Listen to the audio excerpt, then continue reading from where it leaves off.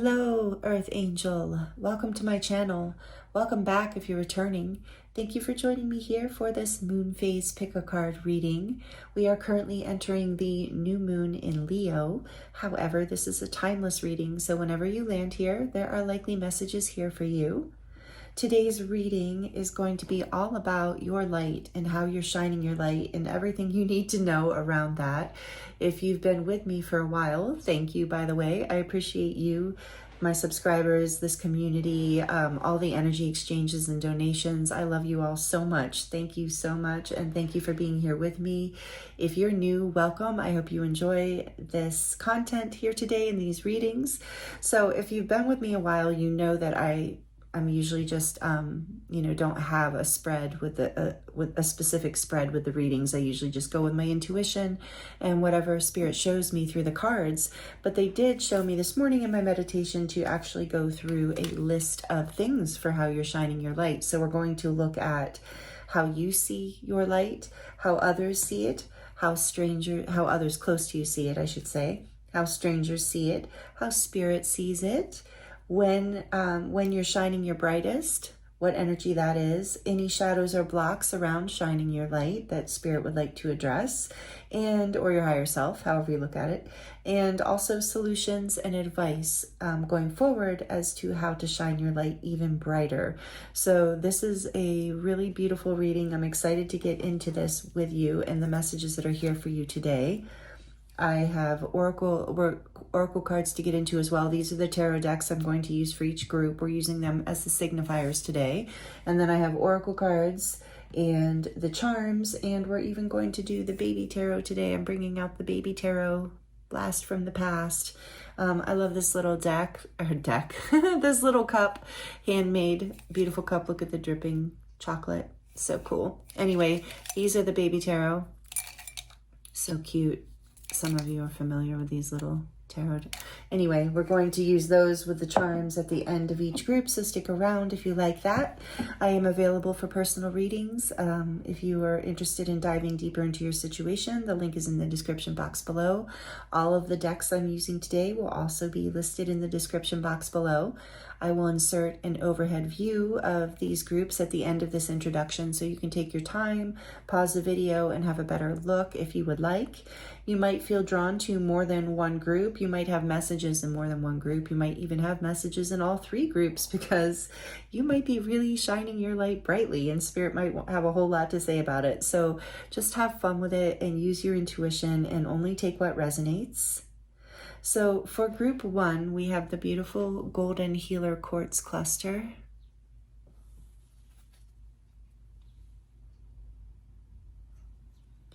And the radiant tarot.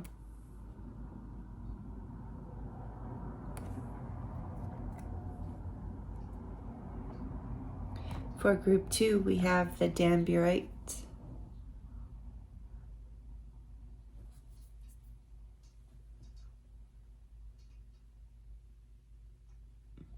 Let me know if you've heard of Danburite, if you like it. I know it's a kind of an unusual one. I love this crystal. And then we have the Brady Tarot,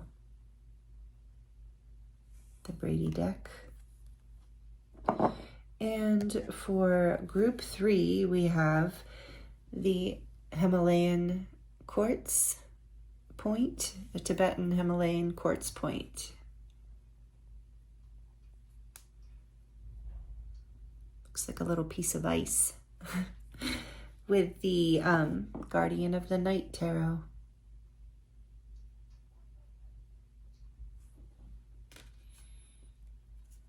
So as I mentioned, take your time choosing a group.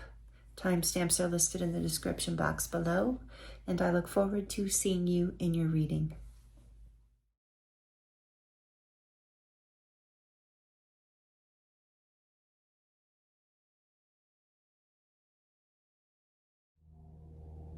Hello, group one.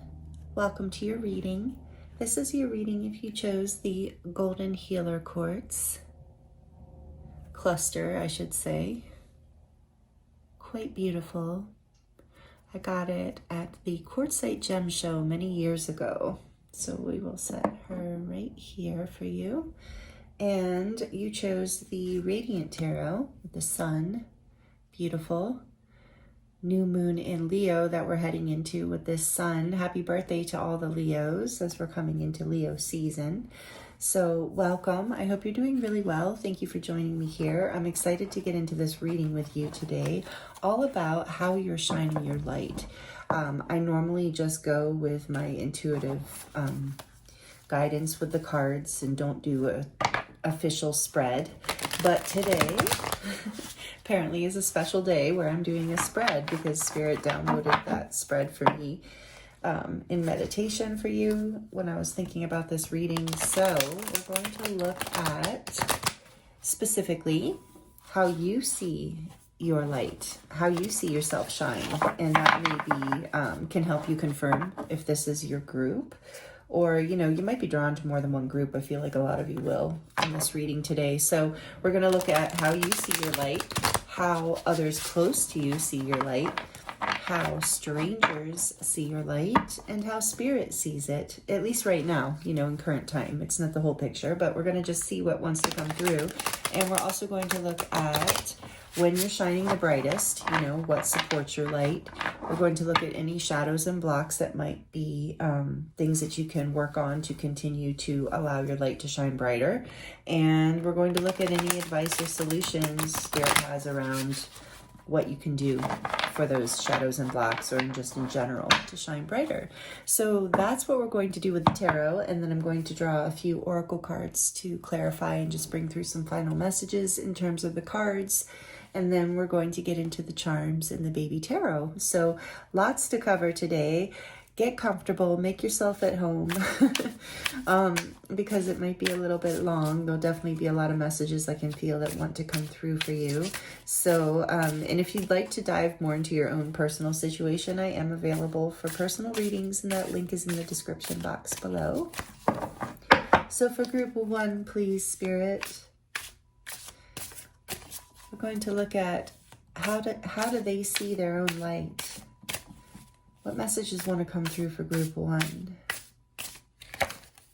Ooh, the King of Wands. Beautiful, group 1.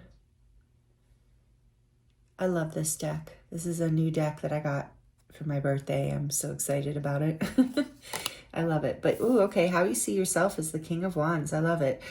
Fire energy. You may be a fire sign. You don't have to be, but you might be. Or it might be prominent in your chart, and that would be Leo, Sagittarius, or Aries. Okay, and how do others close to you see you? Group 1, how do others close to group 1 see them shining their light? Ooh, cute. The Page of Cups.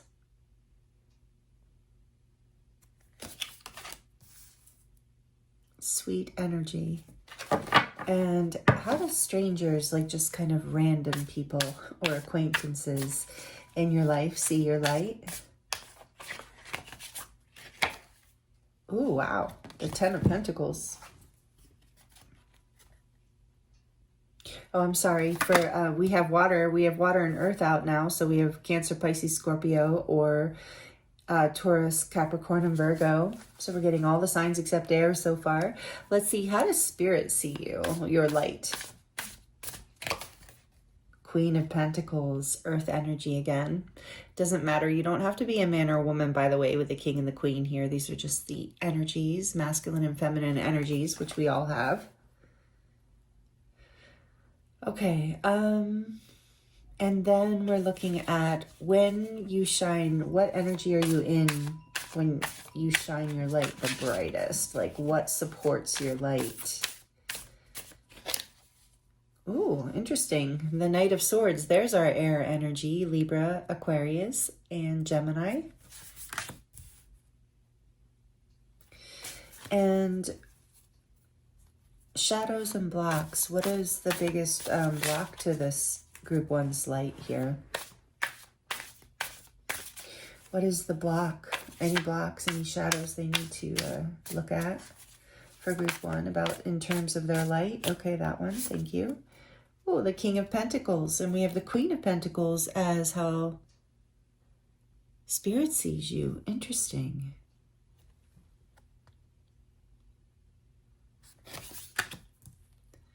And then we're looking at solutions. Any advice you have for group 1, please, Spirit, in terms of this read and how they will should shine their light, can help shine their light. 4 of Pentacles.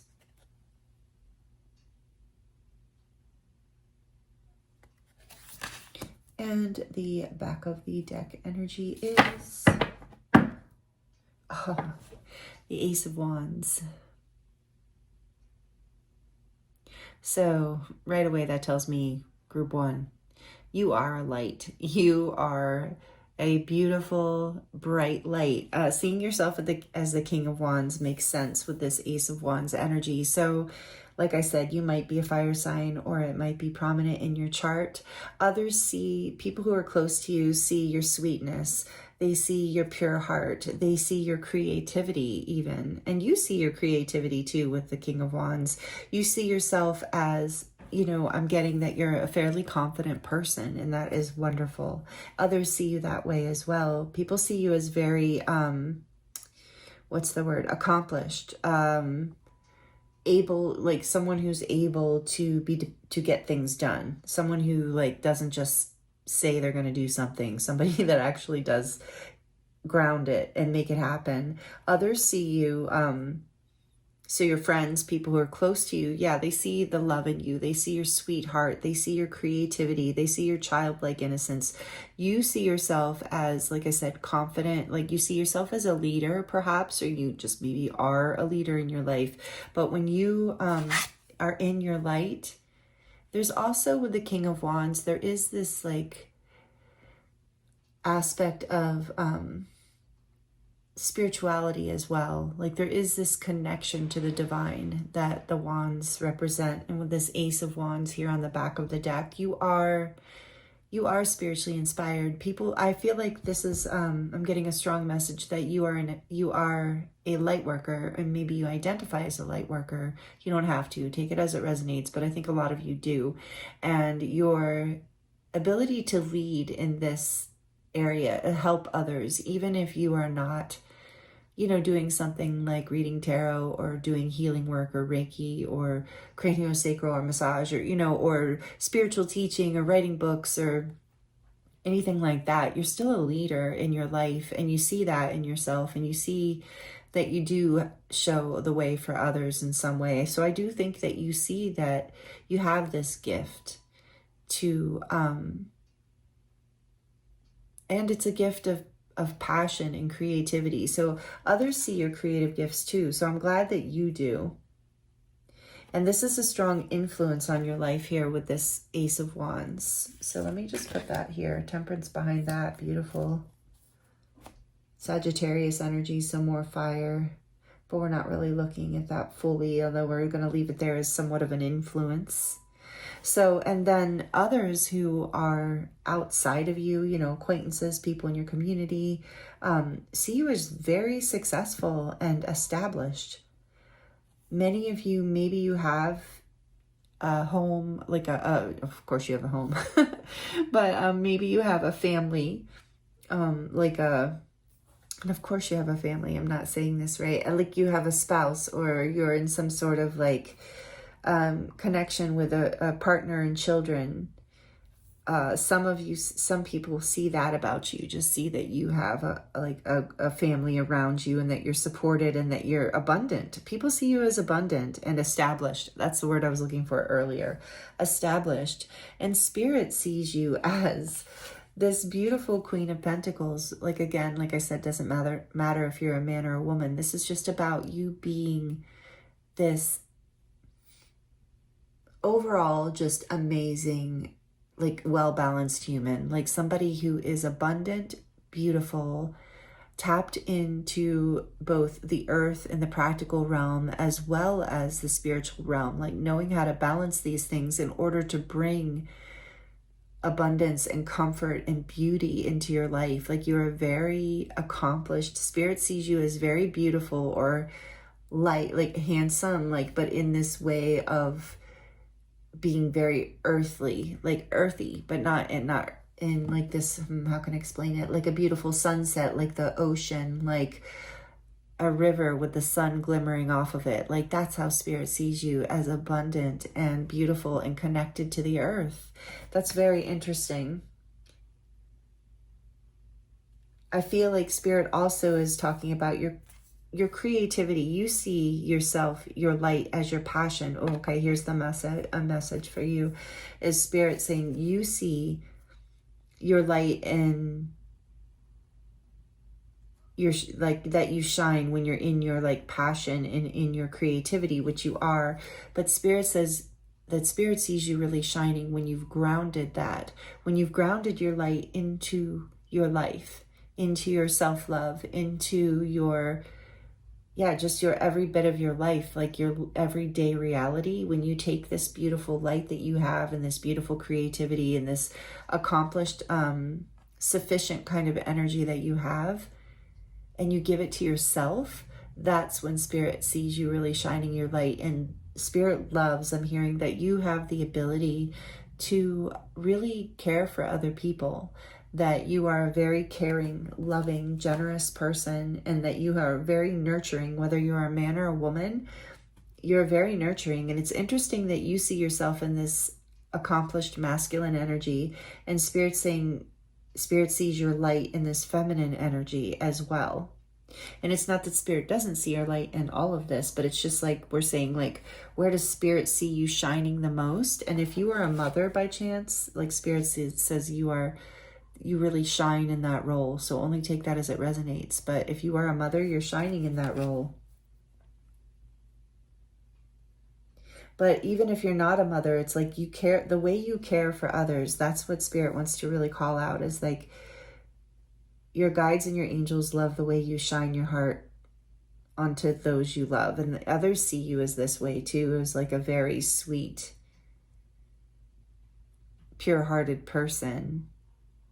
Someone who really, the Queen of Pentacles is like the, and again, you don't have to be a woman, but it's like the wife energy, this energy of the wife, you know, the married, stable, like wifey material, let's put it that way. But it could also be husband material. And I think that's interesting in terms of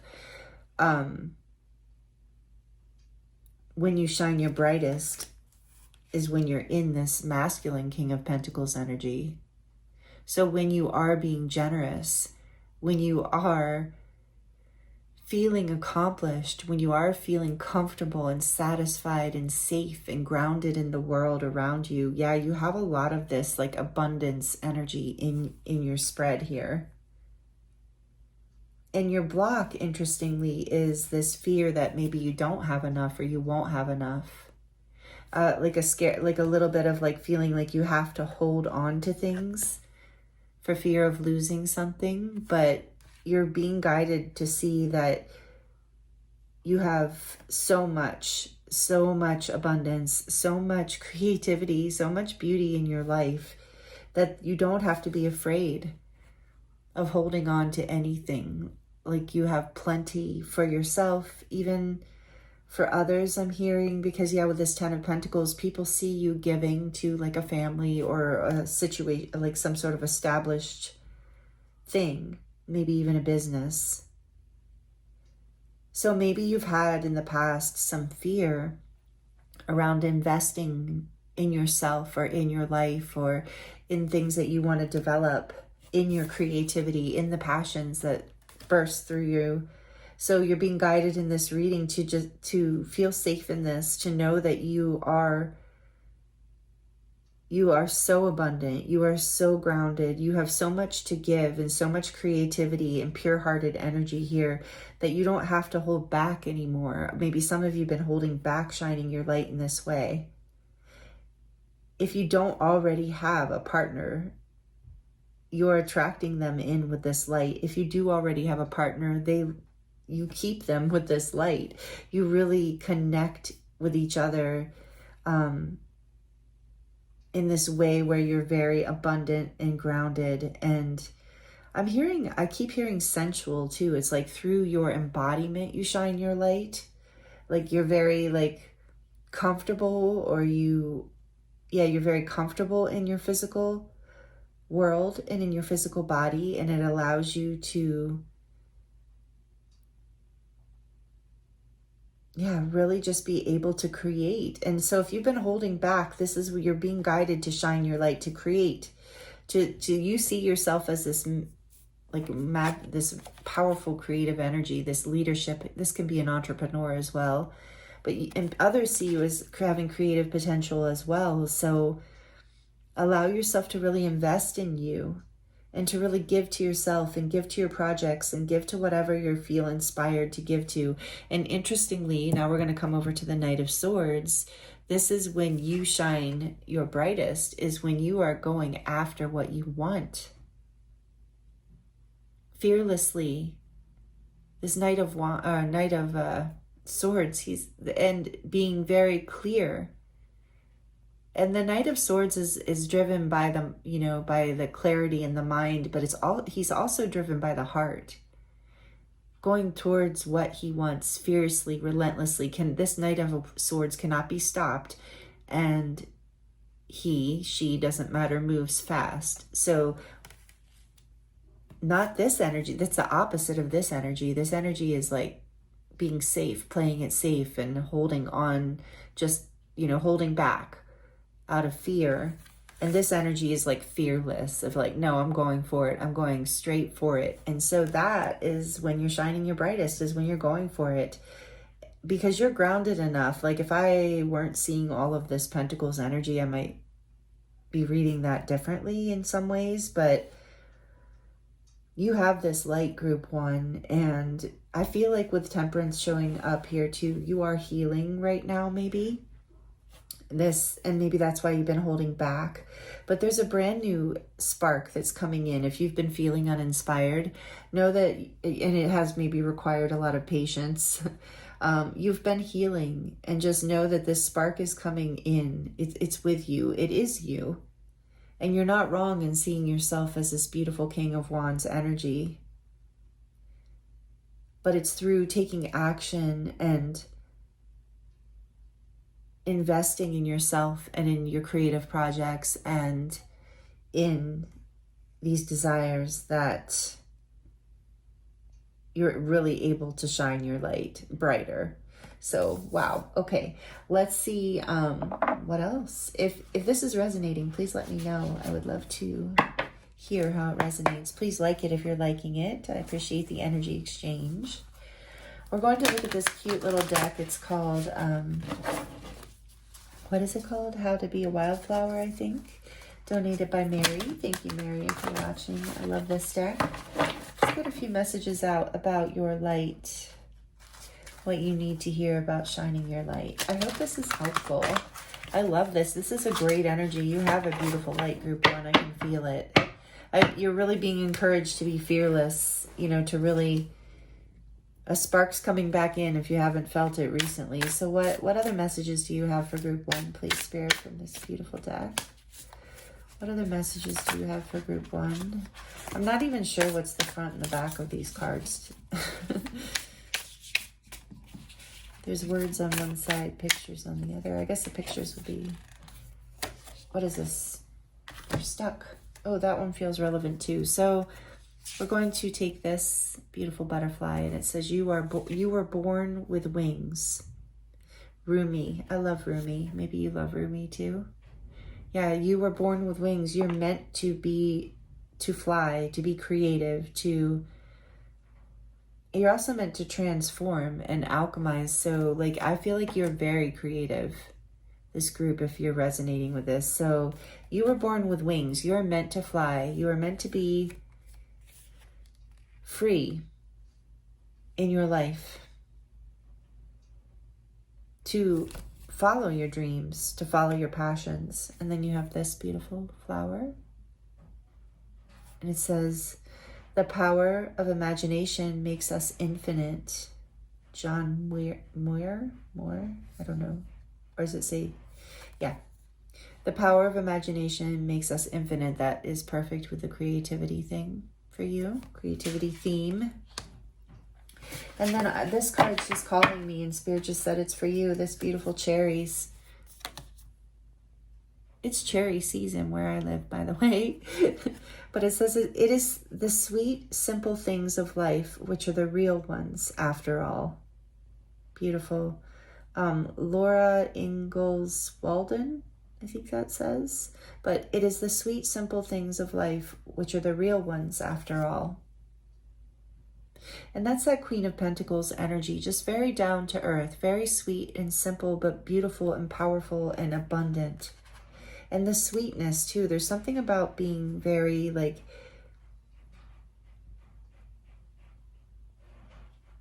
yeah, your light being connected to your sweetness and your ability to be so earthy in a way, like so nurturing and grounded. Like people see you as really solid, group one. I think you are really solid, and it's part of what helps you shine your light. It's part of how you shine your light. Some of you might be, I just heard, herbalists, or work with food or fitness in some way. There's something where you're connected to the body, and it's very, it does help inspire your creativity. So we're going to look at these Shadow Message Oracle deck. It's very light deck, but it does help. It's helpful in pointing towards what maybe could be helpful to bring you closer to your light and to manifesting these messages in whatever way you would like. What messages would be helpful for group one right now? The unknown.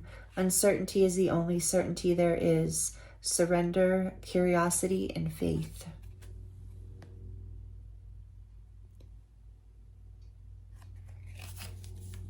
Yeah, trusting so that you don't feel fearful and like you have to hold back.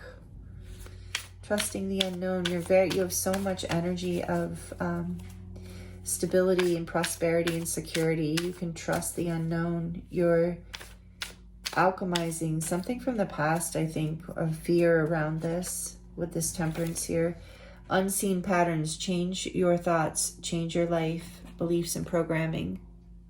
I think that's that you're letting go of that fear, that holding back. Change any thoughts I'm hearing Spirit say around that you might not be good enough. Take that as it resonates. Let's get one more. One more, please, for group one. Explore your feelings. Delve into insecurities and unresolved emotions. Authentic closure and peace. So there are some more clues as to, and there's more butterflies. Yeah, I feel like you are transforming right now as a side note. Like, we're looking at how you're shining your light, but I think you are, and you're transforming here. You're being set free from the heaviness of the past. I think you are changing your thought patterns and healing with this Temperance card. Yeah, you have been doing the shadow work, because on the back we have, you need both sunlight and darkness to bloom fully, resilience and nourishing. And that's what's happening with the King and Queen of Pentacles. You are doing this. You are, when you bring, that's another important point I want to, Spirit's wanting me to bring up. Because this King of Pentacles was when you shine your brightest, and the Queen of Pentacles is kind of how Spirit sees you. So when you bring your masculine and your feminine energy together, what doesn't matter gender, but when you bring in the energy of receptivity with the energy of giving, and when you bring in the energy of being, which is the feminine, with doing, which is the masculine, when you bring these aspects of yourself into balance, you're really able to move forward quickly and powerfully. It's like it unblocks something. It's almost like I'm seeing with this Four of Pentacles, like a dam. And then when you bring, it's almost like for you, group one, I think it's the masculine energy that you're being guided to work with more of, action, taking action. I think we saw that. Yeah, not holding back, planting the seeds, taking the steps, having confidence in this, investing in yourself, investing in your dreams, trusting that even though you don't know, you do know on an intuitive level. Beautiful. All right, let's see. Last but not least, we're going to look at the Work Your Light deck. And then we're going to get into the charms. So last of the cards anyway.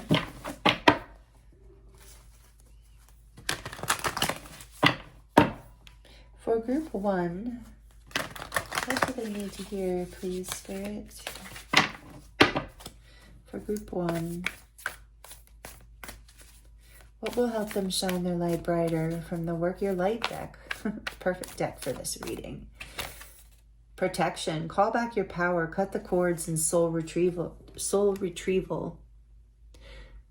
Yeah, that fear that's been holding you back, and maybe it's been from someone or some belief systems I'm feeling, but call back your power. Cut the cords from the past, from belief systems, from people, places, or things that are no longer part of your story, that aren't serving your highest good, and that are not allowing you to move forward. And I'm also hearing, know that you are protected as you move forward. You are very, very safe in Spirit's eyes. You're very protected. Soul retrieval, there's an aspect of yourself that you're bringing back through this healing that's going to help you shine your light even brighter. What else does group 1 need to hear? Align your life. What is not aligned or needs to change? So you're being guided to ask yourself this question and then act upon it. What is not aligned? What do I need to let go of? What am I holding on to? In your case, I think you might be holding on to some things. Take it as it resonates. One more from this deck for the beautiful group 1. Thank you. The crumbling. What are you clinging to? Yeah, so I did sense that there was, this is the Tower for me in this deck. What are you clinging to? The crumbling. What's falling away in your life? What needs aligned? What do you need to call your power back from? All of these things will help you shine your light brighter. Look at all that blooming behind the crumbling. There's that dark tower. And it falls apart, it breaks apart, partially through divine intervention with that light coming from the sky. But then behind it is this bloom, this beautiful garden, which is again how Spirit's seeing you with all this like Queen and King of Pentacles energy. You flourishing, grounded, abundant, happy, fulfilled, feeling the sweetness of life, feeling the beauty of life. So you're being guided, you know that you're protected through this journey. You're being guided to call back your power, align your life, and look at what you're clinging to and look at what you need to let go of. And I feel like you have been doing that. And maybe you've had to have patience with this process. Something broke down in order for you to be able to, with the Ace of Pentacles here, Ace of Pentacles, you're planting a new beginning here through this. But with the Ace of Wands being your back of the deck energy, I'm really feeling like you've completed some sort of cycle and you are headed for a passionate new beginning here where you are able to shine your light much brighter than you have been in the past. On the back of the deck, you have Mirror. Who or what is triggering you? So you're also being guided to look at that, because as you know, as you will hear, as the saying goes, whatever is triggering you, has power over you, and you're being called to take your power back. So look at what's triggering you, what's causing you to hold back your energy or your light, and really work with those energies, healing those energies, aligning those energies, letting go of those fears or stories of the past so that they can alchemize into this new beginning, because you have such a bright light to share and everyone in your life sees it. Everyone sees your abundance, your stability, your creativity, your sweetheart, your sweetness, your loving nature. If you're not in partnership already, others see you as as a side note. I just heard this of others talk about you in the sense of oh, that person will be married, or, will find their life partner soon, or their perfect match soon, because you just carry that energy and Spirit sees it too. So if you're not already with a divine partner, you will be aligned with one, but you have to align your life first and look at what you're clinging to, what's triggering you, or if you're having issues within a certain connection or a job, anything like that. You're being called to call your power back to yourself and look at what you need to change, what's not aligned. And these triggers can be, even though they're frustrating and upsetting, we all don't like them, but they can be a map. They can really show you where you need to heal. And once you've healed in that area, you won't be triggered by it anymore. And you won't feel like the need to hold back, and you will step more into your light. And that's what Spirit is really guiding you to do. And it's really beautiful. There's a lot of support here for you to do this, because you are so, you're such a, I just heard, so don't take this the wrong way, please, but you're such a rock for people. Like, you're so, people really look up to you, group one. You're already shining your light. This is just a reading on how you can shine brighter, because as we move into these energies that we're moving through right now, into Leo season, into the Lion's Gate, all the activations that come through this time are basically providing us with an energetic opportunity to seize the moment and use these energies to help us rise brighter, more into alignment with our highest timeline, our happiest life, our greatest truth, all of that good stuff. And so you're already someone that people really see as a leader, and someone who can be really trusted, and who is a healer. You know, Spirit sees you as a healer. And I should have said that with the Queen of Pentacles earlier. So if you're here this far in the end of this reading, then that's definitely a message for you. Whether you see yourself as a light worker or I think you do with the King of Wands, but maybe you just see yourself as a, like, creative and a light worker, but Spirit's saying you're definitely a healer as well. And so as you are, you know, just on your path of stepping into more and more of your light, these are the messages that are coming through to guide you into this next phase, because I feel like you're already shining your light, group one, and it's really beautiful. So you've been given so many messages in here today to see, to help guide you to shine your light brighter. I hope they were helpful, and we're going to dive into your charms and the baby tarot. I'm excited to do the baby tarot. I haven't done it in so long. So again, let me know how this resonates. I do love connecting with you in the comments. So let's do the baby tarot first. We're going to just dive in here and see, what does group one need to hear to close out their reading today? I don't want to get too many. Okay, all these want to come. So let's see, what did we get? We have the Two of Swords, the Ten of Swords, the Six of Pentacles, the Page of Pentacles, Wheel of Fortune. Whew. Do you want to be in reverse? Okay. Seven of Wands, the Sun. This is going to go here. Four of Cups in reverse and the Sun. So as far as signs in the baby tarot, you have Leo strongly, but there's also all the fixed signs here. Capricorn, or I'm sorry, why did I say that? I don't know, maybe Capricorn's here too, but there's Leo strongly, Aquarius, Taurus, and what I forget, Scorpio, Leo, Aquarius, and Taurus, but strongly Leo. Here's your baby tarot. You got a lot. So group one, Spirit's just letting me know what I was feeling. You were in a place of indecision. You were kind of stuck at one point because there was a painful ending. That's with that crumbling energy. There was like an ending that came in because you were stuck. So in a way, there with Temperance here too, there was a little bit of divine intervention in order to lead you to a place. Yeah, so after that painful ending, that someone came in to help you. And a new opportunity has arisen, part of your destiny, part of your fate. It's allowing you to, as Spirit's guiding, let go of your defenses, let go of any feelings of insecurity, doubt, past feelings of hurt and rejection, and you will rise into your sunlight. You will come into your happiness. You will come into your shine. I mean, this story is so beautiful the way it came out. So just more confirmation through the baby tarot of what we were seeing in your reading, and a little bit of information about the past, which is what I was seeing.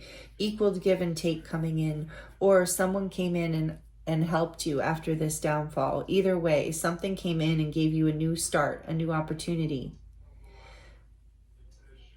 it's allowing you the wheel to turn. This is part of your destiny, and it's allowing you, or you're being encouraged to drop your defenses and trust and let go of any insecurities and know that this happiness and this clarity is coming in for you. So let's see what messages we get from the charms. Sorry, it's a little loud in the tree on me. I do have a few new like little charm things in here. I'll probably end up grabbing them. Let's see. Group 1, please. Spirit, what did I need to hear to close out the reading? Yeah, I feel 1. Okay. Ooh, and you got cherries again. So cherries are very significant for somebody. And they do represent innocence. And you got that Page of Cups too. Like, you have a very pure heart. It doesn't matter what age you are. There's a sweetness about you, Group 1. And it's part of how you shine. So if you've been trying to harden that sweetness in any way, Spirit's really guiding you in this reading not to do that. To stay sweet, because it's part of your light. It's part of what you offer to others. With this card, let's look at the cherry card again. It says, it is the sweet, simple things of life, which are the real ones after all. Yeah, and I heard that when I read it the first time, is that you're one of the real ones, Group 1. You're a real one. You know, when people say that, you're authentic, you're real, you're you, that earthy energy, that Queen of Pentacles. Spirit sees you as a real one too. It's so beautiful. So here are your little cherries. And like I said, I live in, a northern hemisphere, and cherries are in season right now. And then we have this heart with love. Beautiful. Spirit reminding you, you are loved. But I'm also hearing, this is how other people really feel and see you, see your light, is you make people feel really loved. You make people feel really nurtured and nourished. And Spirit's just reminding you to bring that back to yourself, and that will help you continue to shine. Make sure you're filling your cup so that you can give freely to others. These are my new little charms. I only could put a few in because they're so big. And I just randomly grabbed them. There's Major Arcana. Look, they're little kitty tarot. So what do we get? You got the sun again. Oh, so much Leo energy here as we're in the new moon in Leo. Maybe you have that strongly in your chart. Take it as it resonates. You don't have to. But Leo is all about shining your light, and being seen and being confident. And that's that King of Wands energy. I don't think he's a Leo, but it doesn't matter. He represents all fire signs, as far as I believe and read the way I read. I know he has a specific representation, but he can represent all the fire signs. And you have this beautiful energy of, you make other people happy when you shine your light. So there's a reminder here for you, Group 1. Shining your light isn't just for you, even though it brings light and happiness to your life too.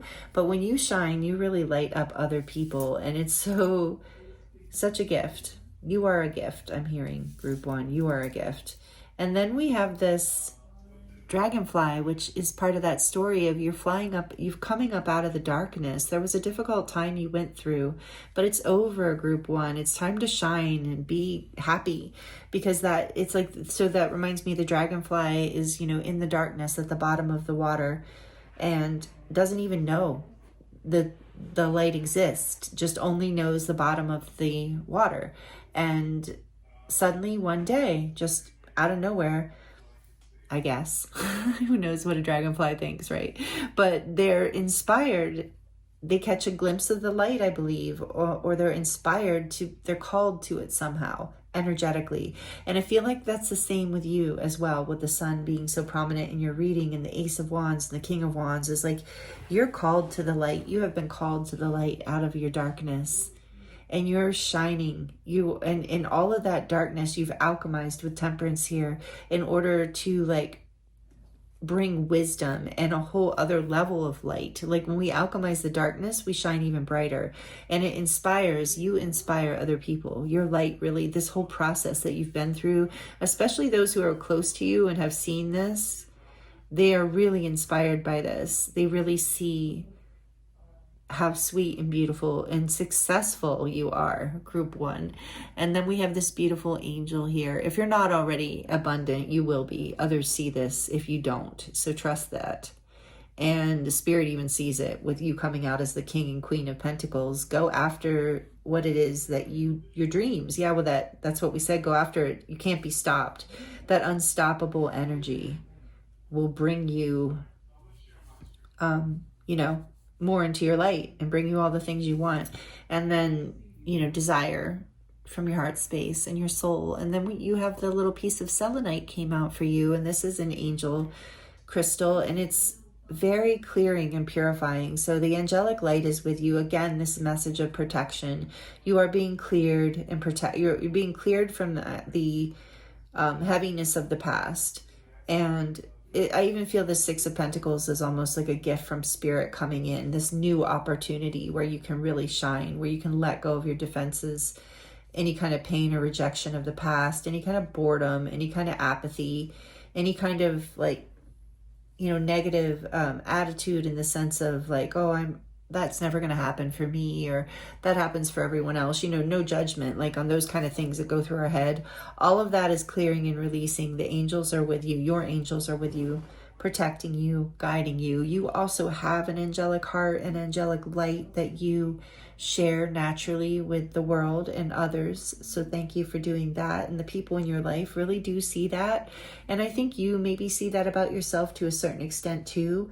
And you're being guided to embrace that even more about yourself, to really know that with enough coming out, that you are enough, that you are more than enough, that you have everything you need, and you are worthy. Like you not just like deserve to shine your light, group one, but it's like, I always think of it like, this helps motivate me personally.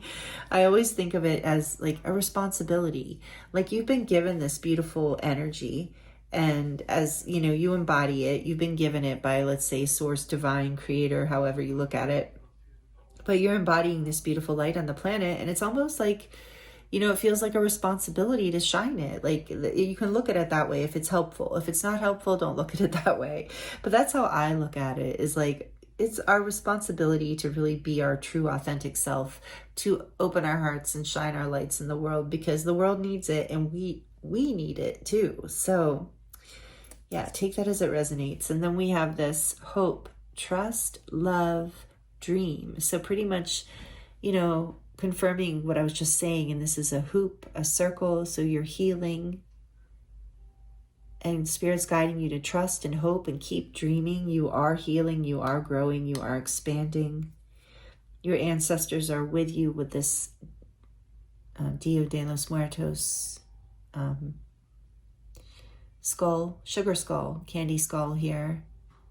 Always reminds me of your ancestors are also guiding you and protecting you through this whole journey to shine your light brighter, because they're with you. They're excited about this. They support you. They love you. And then you have the scissors here, which always tells me you're cutting away what you don't need anymore, the heavy weight, what doesn't serve you. And last but not least, oh, perfect. She believed she could, so she did. And that you can replace that with he or they, however you identify. Let's just say they. They believed they could, so they did. And that's you, group one. You believe it, you do it. That's that Knight of Swords energy, going for it, can't be stopped, believing in yourself. Beautiful. Beautiful messages, group one. Thank you for allowing me to read for you. I hope that these messages were helpful for you, and that you enjoyed them. Thank you so much for being here with me. It's an honor to read for you, and this was a beautiful reading. So yeah, keep shining your light. Please do. I can feel it, and you are quite beautiful, group one, male or female. However you identify, you are a beautiful human being, and I thank you for being here with me and sharing your energy with me on this channel. So many blessings to you, sending you so much love, and I look forward to seeing you next time. Hello, group two. Welcome to your reading. This is your reading if you chose the Danburite stone. This is such a high frequency crystal, one of my favorites. I hardly ever use it on the channel. It is considered to be an angelic stone. So beautiful. Danburite. And you also chose the Brady Tarot, which is one of my favorite decks. Love it. Nature themed, beautiful artist. Here's just an example. So pretty. You might be familiar with this deck. What is this? Six of Pentacles. Beautiful. Okay, so group 2, welcome. Thank you for joining me here for this new moon in Leo pick a card reading. We're going to look at how you're shining your light. We're going to get into a spread with all the details. We're going to look at how you see your own light first. I mean, of course, this might not be the only messages around your light, but this is what Spirit wants to highlight for you at this time that you're tuning into this reading. So we're going to look at how you see your light, and that might help you know if this group is for you. But we're also going to look at how others close to you see your light, how you shine, how strangers see it, you know, acquaintances, people like that, how Spirit sees your light shining right now. We're going to look at when you shine your light the brightest, like what inspires your light, when are you in it, you know, when are you most naturally feeling inspired in your light. We're going to look at any shadows or blocks that might come up that block you from shining more of your light, and we're also going to look at any solutions or advice from Spirit around those things. Okay, so that is the agenda, the layout for the spread today. And I'm going to use some oracle cards to clarify and get more details at the end of the reading, end of the card part. And then we're going to dive into the charms and do a charm reading at the end, along with the baby tarot, which I have not pulled out in a very long time. I think I showed these in the intro. They're so cute.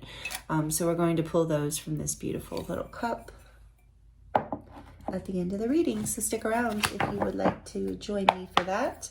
So group 2, I hope you're doing really well, really well. Tuning into your energy here and see what messages want to come through for you around how you're shining your light right now.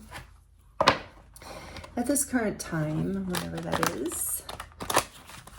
Thank you for all of the energy exchanges that you all give. I really appreciate you so much.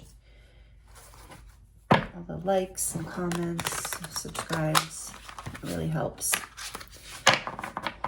All right, let's see what messages would like to come through for group 2. How do they see themselves shining their light? How does group 2 see their light? The Father of Feathers. Interesting. The King came out in group 1 too, but a different king. This is the King of Swords. So air energy, Libra, Aquarius, Gemini. You might have one of those signs or several of those signs strongly in your chart, or you might be one of those signs. You don't have to be either. But you see your light in the King of Swords energy. Interesting. Okay, and then others close to you. How do people close to you see you shining your light?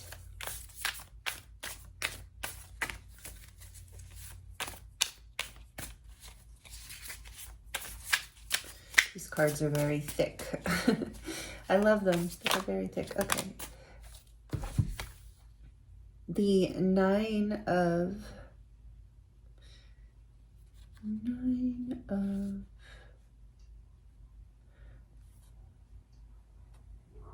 I'm sorry, I'm trying to remember. I think this is the Nine of... I want to say Swords, but... I actually think it's Wands. I'm going to look it up. And then we have Judgment. So number 9, Conflict. And number 20, Judgment.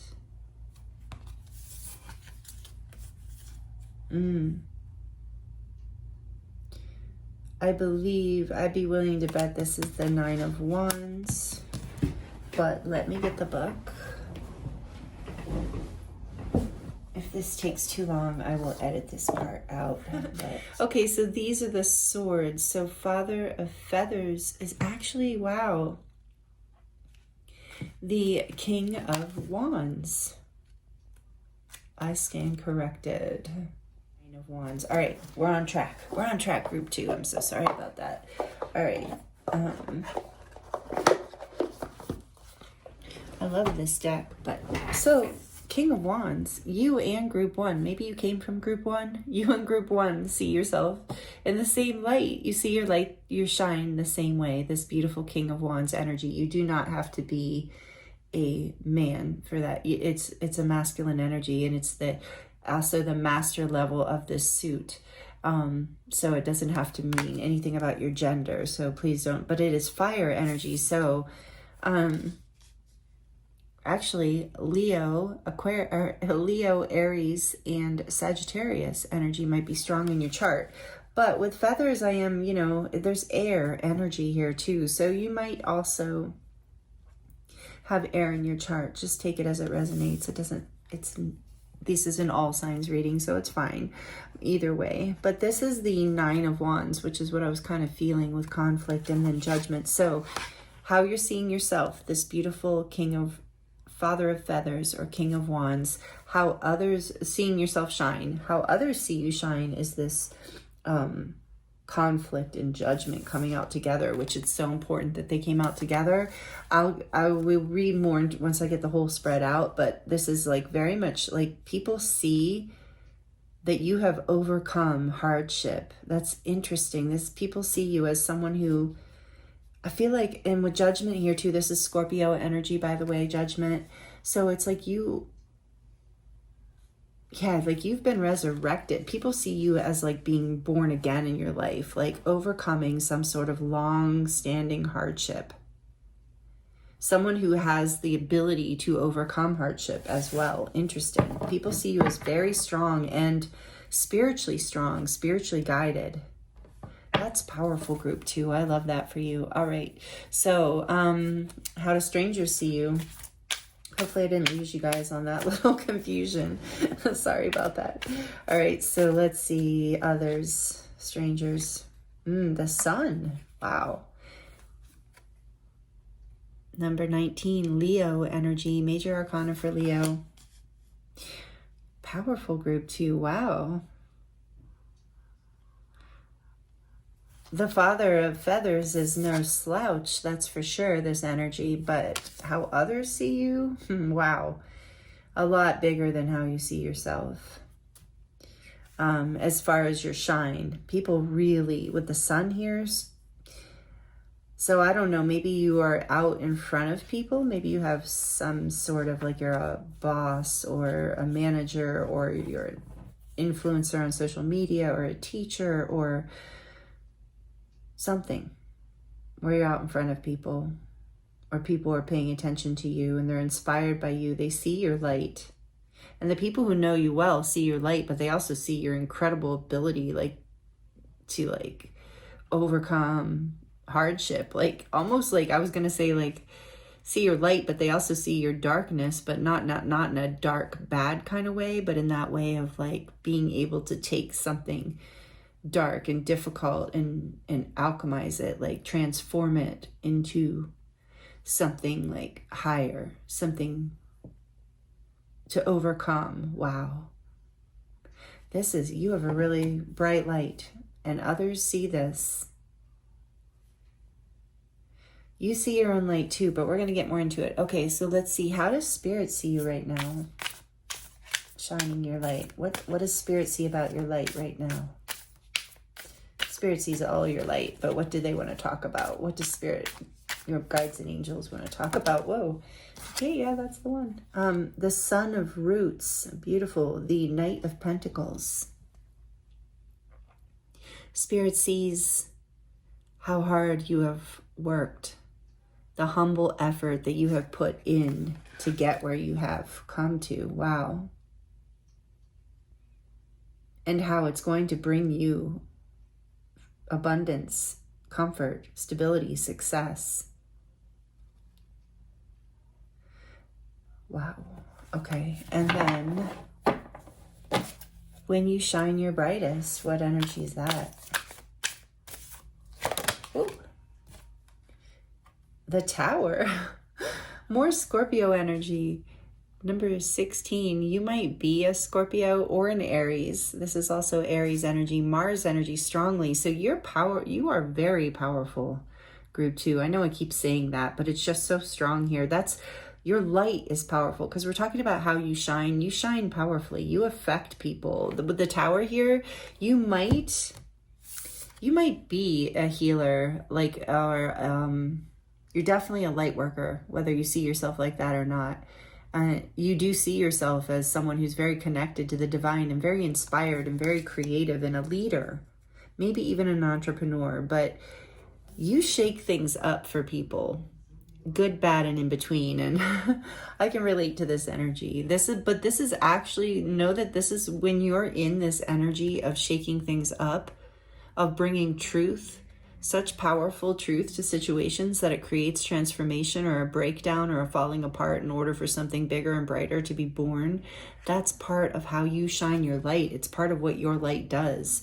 I felt that with Judgment, but I was waiting in the Sun too. You're a powerful alchemizer, group 2. You are a powerful light worker, however you express it in your life. So part of when you're shining is when your light shines brightest right now, when you're breaking down what no longer serves, when you're delivering truth that rocks people's worlds, including maybe your own. But when you're in this shakeup, it's a little bit of a chaos energy, but it's actually where you shine. You're able to use your beautiful power to alchemize and overcome and shine your light and clarity. Like, yeah, you kind of, I feel like you do well under stress kind of energy. Like you shine. Maybe you have a job that is where you're under a lot of stress. Remember, I was saying people see you. So maybe, I mean, I was even just on a simple level thinking like EMT, or like someone who works in the emergency room, or gets called to things that are, putting out fires, firefighters, people like that. But maybe it's in a symbolic sense, more metaphorical sense, not so literal, but take it however it resonates for you. But you shake things up, and that's how you shine in those situations. You shine when there's chaos, when there's something to be overcome, when there's some truth to be spoken or seen, or something to be done. Spirit sees you shining in your dedication, in your willingness to be humble, because this is energy that could be like, get you like in a place where you're not humble. And sometimes, I think of the King of Wands upright as humble. In reverse, no. But like, Spirit's proud of you for remaining so grounded, even though you have this powerful energy about your light. Like, you really shine bright, and other people really experience that with you, and you remain humble, you remain grounded, you remain focused and dedicated towards what you want, but you also stay relaxed and enjoy the moment. And when you're doing that is when Spirit sees you really shining, because you need to do that with all this energy. That's interesting. Okay, so what are some shadows and blocks here, please, Spirit, around Group 2 shining their light? Whoops.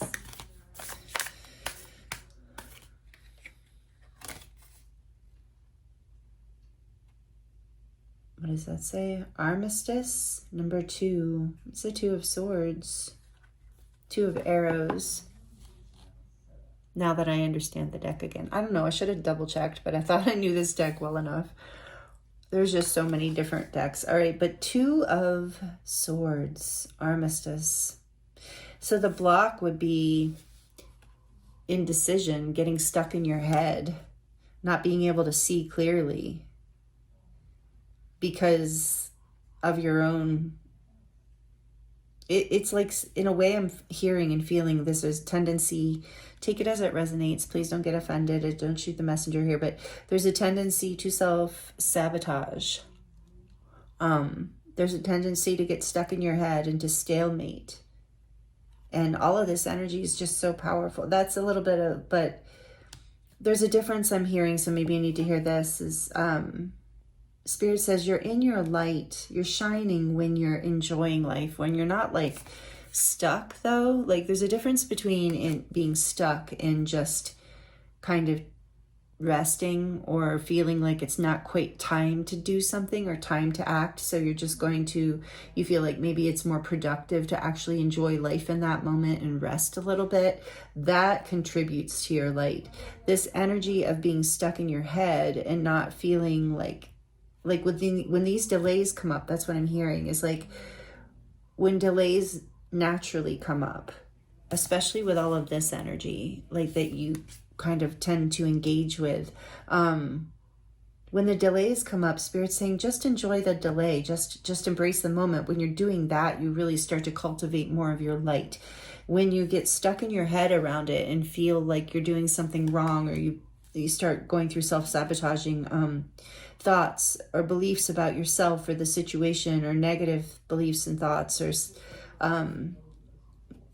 foreboding, like just imagining bad outcomes and things like that, that will block, obviously, anyone's light. But it makes sense to me that that would be a block to what they're talking about in your reading today, group 2, because this energy would most certainly, I wouldn't blame you. This would be my block too, if I knew that, part of my creative energy creates change. It can be scary. So Spirit's saying, what will cultivate your light more is to embrace the delays, to embrace the timeouts, or the moments of feeling like it's not quite time to act, and not get stuck in your head about it, to trust the flow, and to keep stepping forward like you've been doing, and grounding your efforts, planting the seeds that you want to see.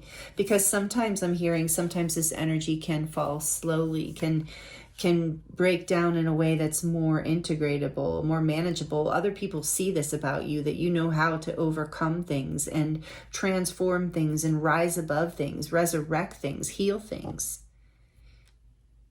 Even people outside of you see this light shine, see you as like, people are very drawn to you. So only thing that can block you, it looks like, in this situation that they're talking about, is not seeing this for yourself, not seeing yourself as this Father of Wands, someone who is a leader, who is worthy of stepping into this energy when the time is right, someone who trusts themselves, someone who's inspired by Spirit and knows what to do and when to do it, when it's time to rest, when it's time to act. Not worrying about what other people have said or think of you, or the past, or anything like that. Not getting stuck in your head in any kind of way. So really a huge block here is about getting stuck in your head. And when that happens, you're being guided to ground your energy. Go outside, go for a walk, get in nature, even just sit outside, preferably by water or trees, flowers, plants, something, birds. Birds might be significant for you. I feel like they are. You're definitely very connected to your guides and angels. You receive a lot of messages. King of Wands, yeah, you're very tuned in. You're very connected. So when you get stuck in your head, that kind of blocks that feeling. So that is what you're being guided. And so how can they get help with this? What are some solutions too? How can they work with this block?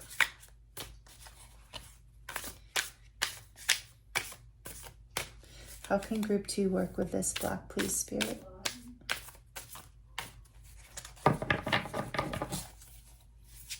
There we go.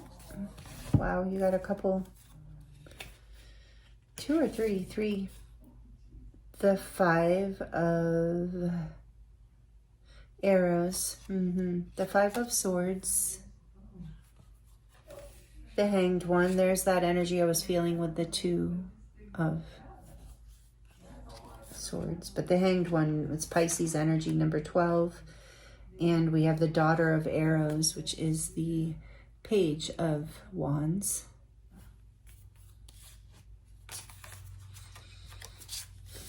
So how you can overcome this.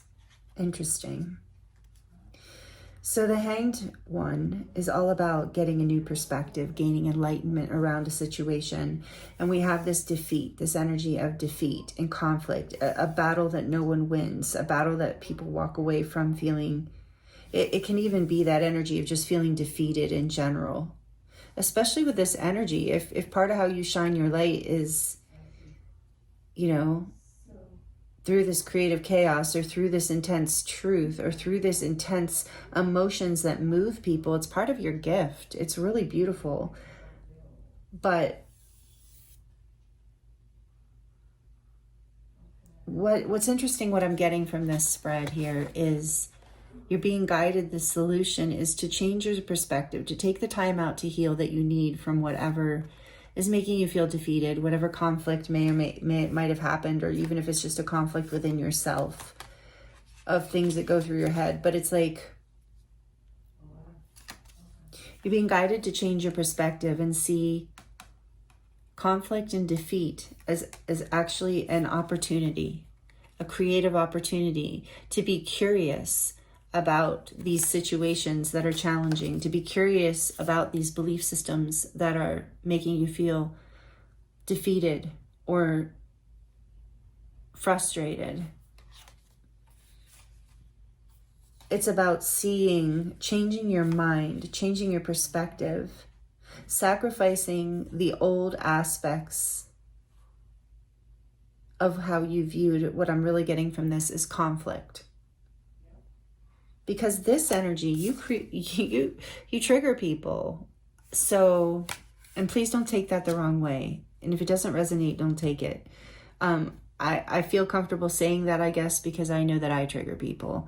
And it's something that I just came to realize through my chart and human design and all that. And I'm like, man, I wish I had known about that when I was younger, because my whole life I have not understood like how I'm triggering people. Like I upset people and I don't even know what I said or what I did half the time. So some of us, it's just part of our medicine. And I also have always had, and like you, I'm sure, group 2, always had the gift to inspire people, as you do as well. So it's kind of a double-edged sword that you do end up kind of, some people you inspire and some people you trigger. And so that's what you're being guided to change your perspective about your light. Maybe you have been confused about your gifts, your light, your ability as a light worker or a healer, or just as, however that resonates for you in your life, as someone who contributes to the goodness of life and people's lives, other people's lives, in whatever way that is for you. But people see you as the sun in judgment. Is amazing. They see you as someone who can pretty much overcome anything, and very guided by the divine, and very happy and abundant and smart and beautiful, handsome, attractive, however you want to look at it, sharp, what's the word, generous, like a lot, that energy of also, what's the word I'm looking for, like charismatic, like able to have conversations with many different types of people, very grounded in certain ways, even though you're in this powerful energy. So this for you, group 2, I feel is the strongest message coming through today for you through this reading. Is part of your message about shining your light is you're being guided to change your perspective around your light and around the way that you affect other people, because some people are deeply inspired by you, your authentic self, the creative light that you shine. You are correct, I believe, in seeing yourself as the King of Wands. So you really do shine this kind of light. And it is inspiring, but it's also I will quit using the same word, upsetting sometimes for other people, especially if it's shining a light on areas of themselves that need work, areas of themselves where they feel insecure, where they are not in their strength, and you're showing that to them, not on purpose, of course. But like it or not, it's a huge, if they're willing to take that opportunity, they could be like, well, thank you. I didn't even know I was insecure in that way, or I didn't even know that was a problem in my life. But most people have egos. We all do actually. But a lot of times people are not in that kind of open higher self mindset, at least not right away. Sometimes people can come to it after reflection too. But a lot of people will respond in a negative way towards you because they don't like feeling that. So it's not about you. It's about the light that you shine, and it's part of your purpose, because the people that you inspire, it's amazing. They get so much. Look at how they see you. Even strangers see you as this amazing sun. I mean, that's really incredible. So if you're not doing something where you're allowing yourself to be seen, I think part of this message here today too is, please step into that if it feels aligned for you, because you are meant to, it's okay. Like I had to learn this lesson too. It's okay for people to be, I'm going to use the word again. It's okay for people to be triggered.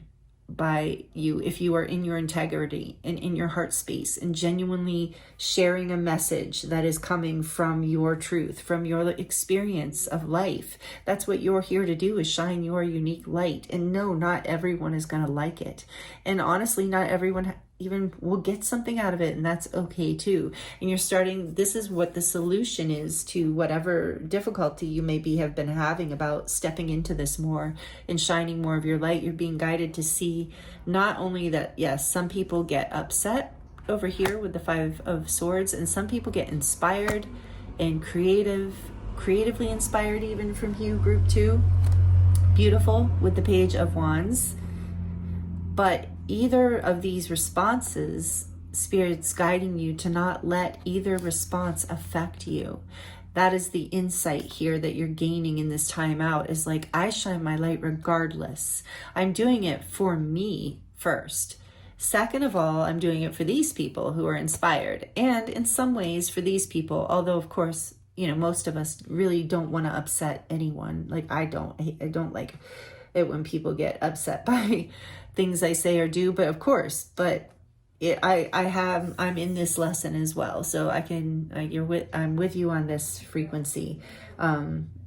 Not like I'm trying to take over your reading. Please don't take it that way. This is still your reading, but I can definitely really relate to this energy. And so yes, 12 with the Pisces energy. So huge advice for you there. I feel like, trust your inspiration, trust your creativity, trust your ability, that your authentic light is really powerful and is exactly who and what you're supposed to be. Don't let yourself get stuck in your head about it and start doubting things in yourself and telling yourself sad, dark stories, because none of that is true.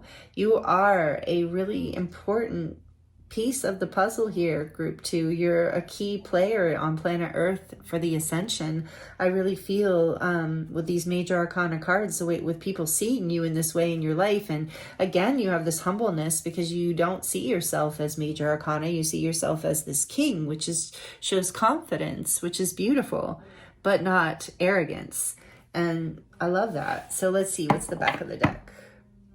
Swiftness, the 8 of Arrows. I love it.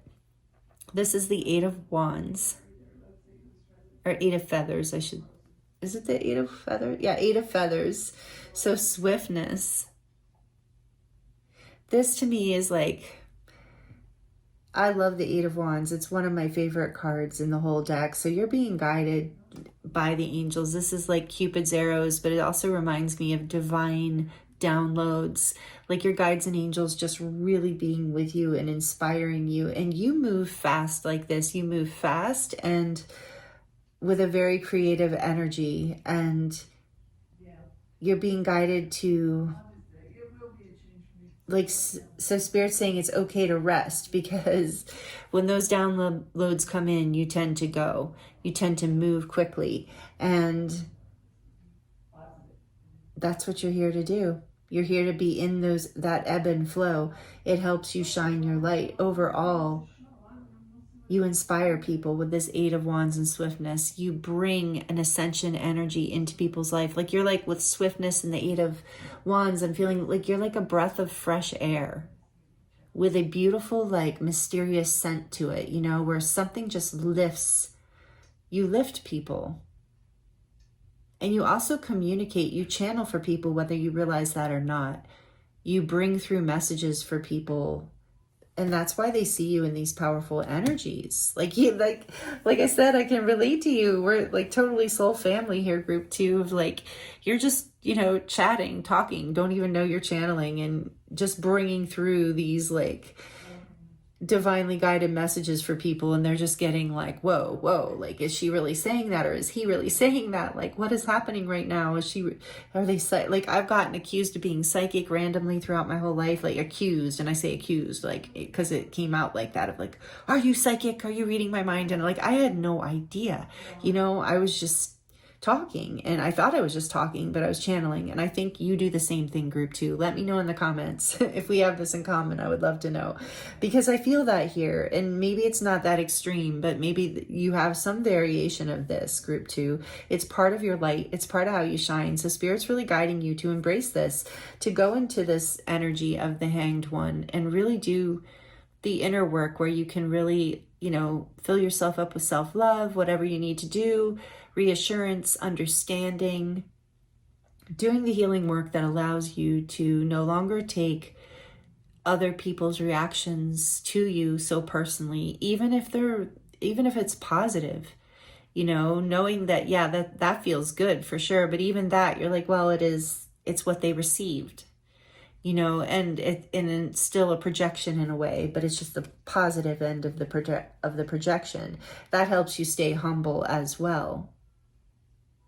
Because you're a force, group 2. Wow. And other people see it and feel it, especially the 8 of Wands on the back of the deck. You're a force. I love it. Your light is bright, powerful, fiery, regardless of I bet you do have strong fire in your chart, but you might not, you know, you don't have to, but you're a fiery person. You're creative and powerful and connected to the divine. So Justice is on the back of that. After that, the, again, major arcana, we have number 11. Libra energy with Justice, air energy. Yeah, you're a lot of people. That's funny. Sorry to me. Hopefully that wasn't loud in your ear, that laugh. But yeah, I just heard you bring justice to people a lot. Yes.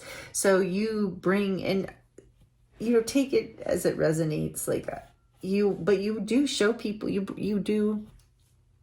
I'm just gonna have to say what I'm hearing, so take it as it resonates. But you are karma for a lot of people, group 2. You are like, you walk into their lives as living karma, like their experience with you, whether for the positive or for what they perceive to be the negative, is justice, karmic justice for a lot of people that you interact with. It's part of your gift. It's part of how you shine your light.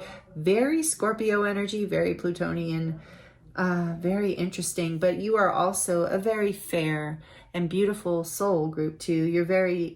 I know you don't want to trigger people. You don't want to be karma for people sometimes, because often the people who you're experiencing a difficult karmic situation with, well, you might be their karma, but in some ways they're yours too, right? So, but it's mostly you're theirs, is what I just heard. No, really, that's why people see you in this light. You really shine the light on things, group 2, and it's an amazing gift. So Spirit's guiding you to embrace it and to see it for the beautiful gift that it is, and to let go of the attachment of the judgments of others, and to really love yourself and lean into your own like center, you know, with Justice here, centering yourself, balancing yourself in the truth of your own light, of your own, you know, existence, of your essence here in this incarnation, in this life, because you have so many gifts to give. You have so much that you offer this world and all of those who are around you. And so it's like bringing that thought process into balance and really loving yourself and really trusting yourself in this journey, and not getting stuck in your head about it, but really just leaning into the downloads, moving forward, being in this 8 of Wands energy where you just travel with the light and you trust your inspirations, you trust your voice, you trust your truth, because then you attract more of others who also can do the same, and you start to cultivate more and more of that good karma, because you're good karma for people too. And so you start to attract more and more of people. People see you as the sun. Overall, people see you as an amazing, beautiful person. Even the people that you're triggering, I think it's hard for them to see you in a negative light, because they can see how fair and just and beautiful of a human you are, group 2. So don't be afraid to shine. Beautiful messages for you. I love this. All right, let's see what else through your oracles want to come out. These readings are forever today. I think they're long. It's hard for me to know because I lose track of time, but yeah, I think we're in some long ones, but that's okay. We're here for it, right? I hope you can always pause it and get a beverage or come back later. So, wow. All right, what else for group 2, please, Spirit, from this beautiful How to Be a Wildflower Oracle from Marianne. Thank you. I love this deck. What does the beautiful group 2 need to hear? Learn how to see. Realize that everything connects to everything else. Leonardo da Vinci.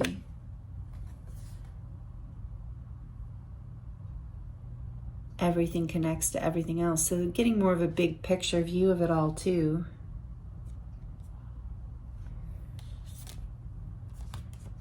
You know, the tower looks like total destruction from close up, but from up above you can see what's falling away wasn't stable to begin with, wasn't sustainable to begin with. Beautiful. All right, let's see. And there's a snake, like a snake and a spider and a spider's web here. That might be symbolism for somebody. But again, these messages of creativity and transformation coming through for you. I'm going to leave it like that because they're so pretty. Ooh, and the praying mantis too. Again, that energy of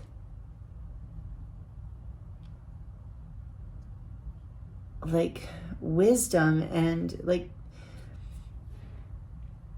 the praying mantis is such an interesting dichotomy too, right? Because it has that energy of being like this like fatal predator for, you know, the small bugs that it hunts, and then to us being these beautiful like beings that look like they're meditating and praying and harmless to us and kind of sweet, you know? So there's something about that too that's part of your light. You have like this polarity, that tower energy.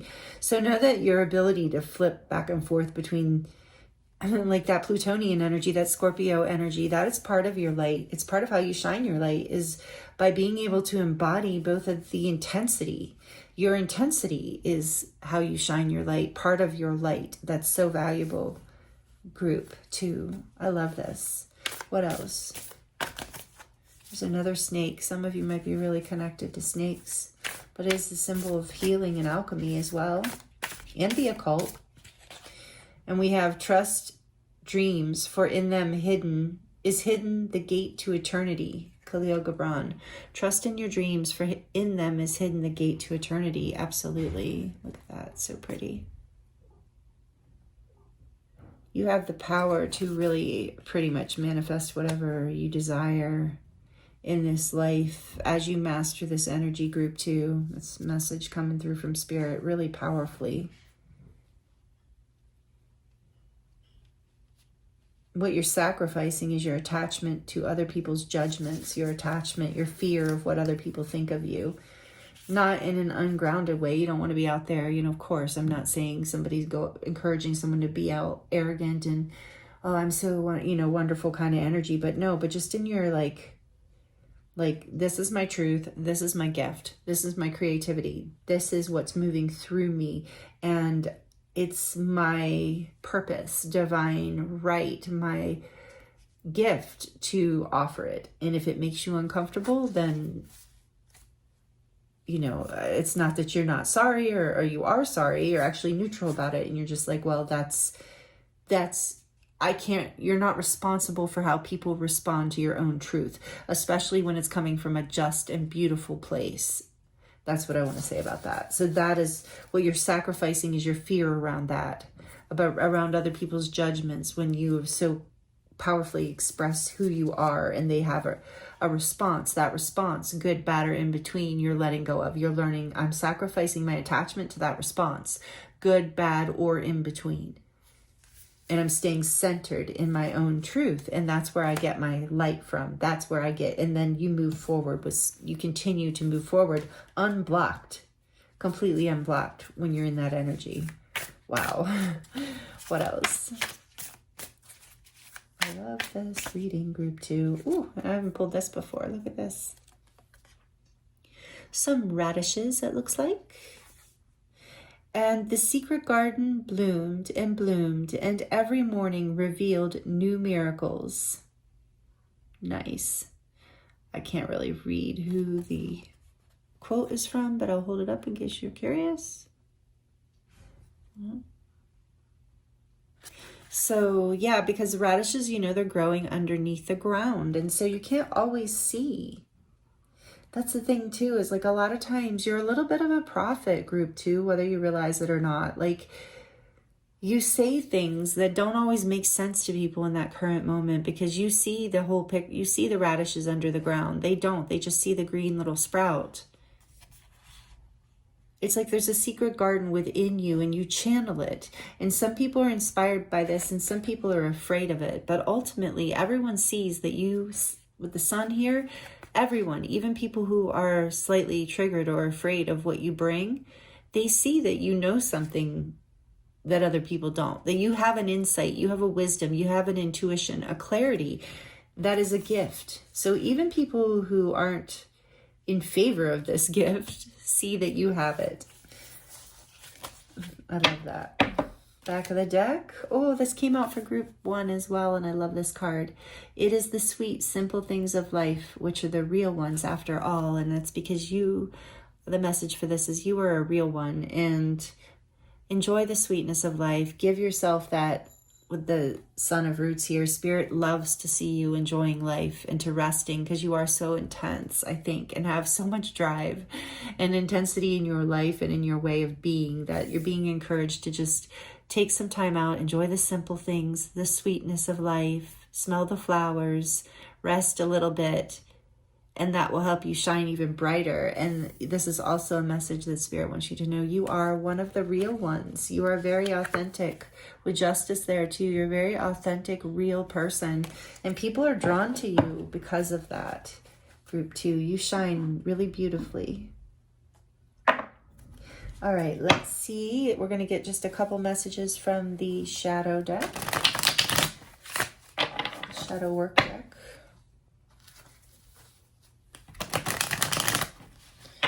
See what shadows might be helpful. We saw that 2 of Swords is the main kind of getting in your head and doubting and getting stuck in your thoughts can block you. So what else? What do they need to hear? Spirit, please. What can help group 2 step more into this? Deception. A slippery slope erodes trust. Honesty fosters connection and authenticity. Integrity, transparency, and trust. And that's what I was saying about justice. So just make sure that you are in your integrity, that you are in your truth, and then how others respond to that is not on you. And yeah, so, and then trust, so trusting yourself, I feel like, is a huge part of this. And trusting yourself to see when other people are being deceptive. Know that you have this discernment. You have a great ability to see. And other people know this too. So I don't imagine too many people are trying to trick you at this point. But just as long as you're coming from this place of integrity, transparency, and trust, trusting in yourself and in your own truth. And it's like I said, it's not your responsibility. You're not responsible for how other people react to that. What else? Resentment. It often festers, causing a desire for revenge. Let go of the past to find peace. Forgiveness, release, and security. So there might be some resentment for some of the people who pushed back, who created conflict when you thought were just trying to be honest with them or truthful or create a truthful situation. So releasing any kind of self-deception as well, and resentment. And then back of the deck, we have hidden desires. Your deepest desires hold the seed of your potential, longing, passion, and fulfilled. So there's that deception too. I feel like it's about, being honest and truthful with yourself about what really does inspire you. Because you're being driven forward here strongly with the 8 of Wands. And so even if it creates chaos or change, not chaos, but change is kind of perceived as chaos a lot. following this longing, this passion, this desire anyway, as long as it's in integrity and it's part of your truth, and you can trust that this is something you truly want, or that is for your highest good, that you're really being called to. So trusting, looking into your hidden desires, being honest, not deceiving yourself about what you really want, because what you really want might create a lot of upheaval or change, or some people might not be happy about, but you're being guided to fulfill those desires anyway, to do it anyway, because it's for you, and you actually inspire people in a huge way with the Sun energy and the Judgment and the Page of Wands. Like, you're hugely inspirational. So allow yourself to stop deceiving yourself in that regard, to see yourself as you do see yourself as this King of Wands. So really leaning into that and following your passion and your creativity, and allowing yourself to just take that leap. I know it's not easy, but to just shine your light, even if it causes a little bit of waves, or you know that some people won't love it. Lean into the energies that you know will benefit from it. The people who you know, or the situations you know, will love it. It's hard to not focus on the negative, the people who will get triggered or not like what you're doing or have to say. But it's funny how our mind will fixate on that, when it's just as easy technically, theoretically, to focus on the positive, all the people that you're inspiring, all the people that you're helping change their lives for the better. So that is way more important. And even the irony of it is, you're even helping the people who are upset. It's just very hard to do that, I know. So you're being guided to overcome that self-deception and any resentment from the past, and just lean into your hidden desires and express them and move forward with those creative ideas, because I feel it for you so powerfully. Group 2. Okay, let's see. I feel like your reading is so long. I mean, maybe it's not. I guess I could look at the time. 48 minutes. Wow, we're going close to an hour here. Wow, I haven't even done your charms yet. Oh my goodness. Okay. I don't think group 1 was this long, but that's okay. I'm here for the messages. I don't like to put time limits on the messages, especially for the pick of cards. Sometimes I will, and especially for the shorts I have to, but usually for the pick of cards, I try to just let it flow. Okay, what messages want to come from the Work Your Light for group 2, Work Your Light deck? What does group 2 need to hear? Dance with life. Do something to change your energy. Yes. If you're feeling stuck, if you're in that 2 of Swords energy, do dance, go for a walk, listen to music, whatever you do, write, sing, change up the energy, do something different, anything different. It's really simple. What else? Simple in concept, not always easy to motivate to. And we have Starseed. What lights you up? I feel like a lot of you are definitely Starseeds. Resonate with that. This is powerful energy. I'd say light worker, like on steroids, so to speak, like light worker times. Yeah, this is Starseed energy here. So whether you resonate with that or not, you don't have to. But Spirit's saying, what lights you up? Really focus on that. Remember, that's what we were saying. Focus on the positive. It lights you up probably to know that you're helping people, that you're inspiring people, and then that brings more inspiration to you, and then you can bring even more forward, and it's just this beautiful cycle that grows and expansion. So you're being guided to follow what lights you up. Back of the deck, we have Imrama. Where are you being called to journey to? So maybe some of you are being called to go somewhere, take a special trip, do something, or a lot of times this is about an inner journey or a journey in your life, like a new direction perhaps, or a new creative project. It's where are you being guided to? And really following that. That's what I was getting with that 8 of Wands. Beautiful.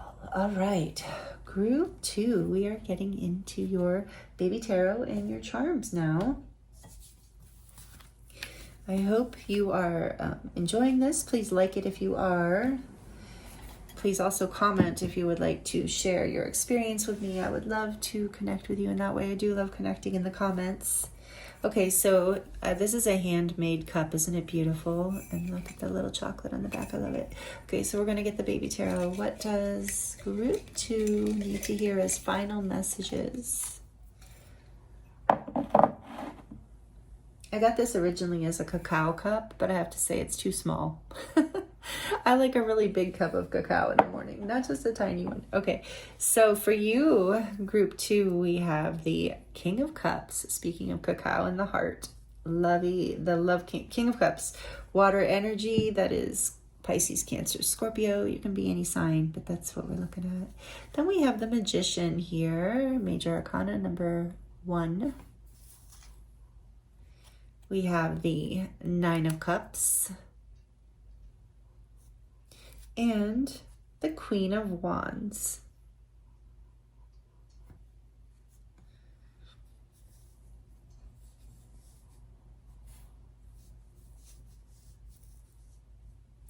You are manifesting your wishes and dreams to come true. You're manifesting some sort of creative project or something where you're going to be seen and in the limelight. I was getting that. And some of you are, regardless, I'm just switching the roles around, the genders around. It doesn't matter about gender, but some of you are manifesting your divine partner. If you don't already have a person,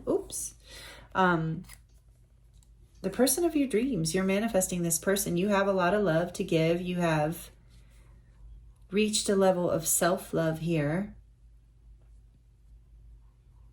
where you're ready to manifest what it is. So, and if it's not about a partner, it's about manifesting a creative dream. You have the basically emotional depth and breadth and stability, maturity. You have such a deep, intuitive, and emotional sense of yourself, along with all this fire energy, that you're really able to create your dreams and aspirations and desires and passions in life to come true. So know that you're manifesting, actually, even though you have all this like fiery energy, you're manifesting creativity and passion. You're manifesting confidence, recognition, all of your desires, basically your wishes coming true. You're manifesting it, but you're manifesting it through your heart space and your intuition, is what I'm getting from your baby tarot. And like I said, some of you are manifesting a partner, like the partner of your dreams, where there's a lot of love and attraction and communication. Really beautiful. Okay, let's see what the charms have to say for you. This might get a little loud, so just for a couple seconds. Here we go. Charms for group 2, please, Spirit. What do they need to hear about shining their light to close out their reading for group 2? Okay. Wow, a lot of words. I just heard that some of you are speakers, writers, teachers. It makes sense.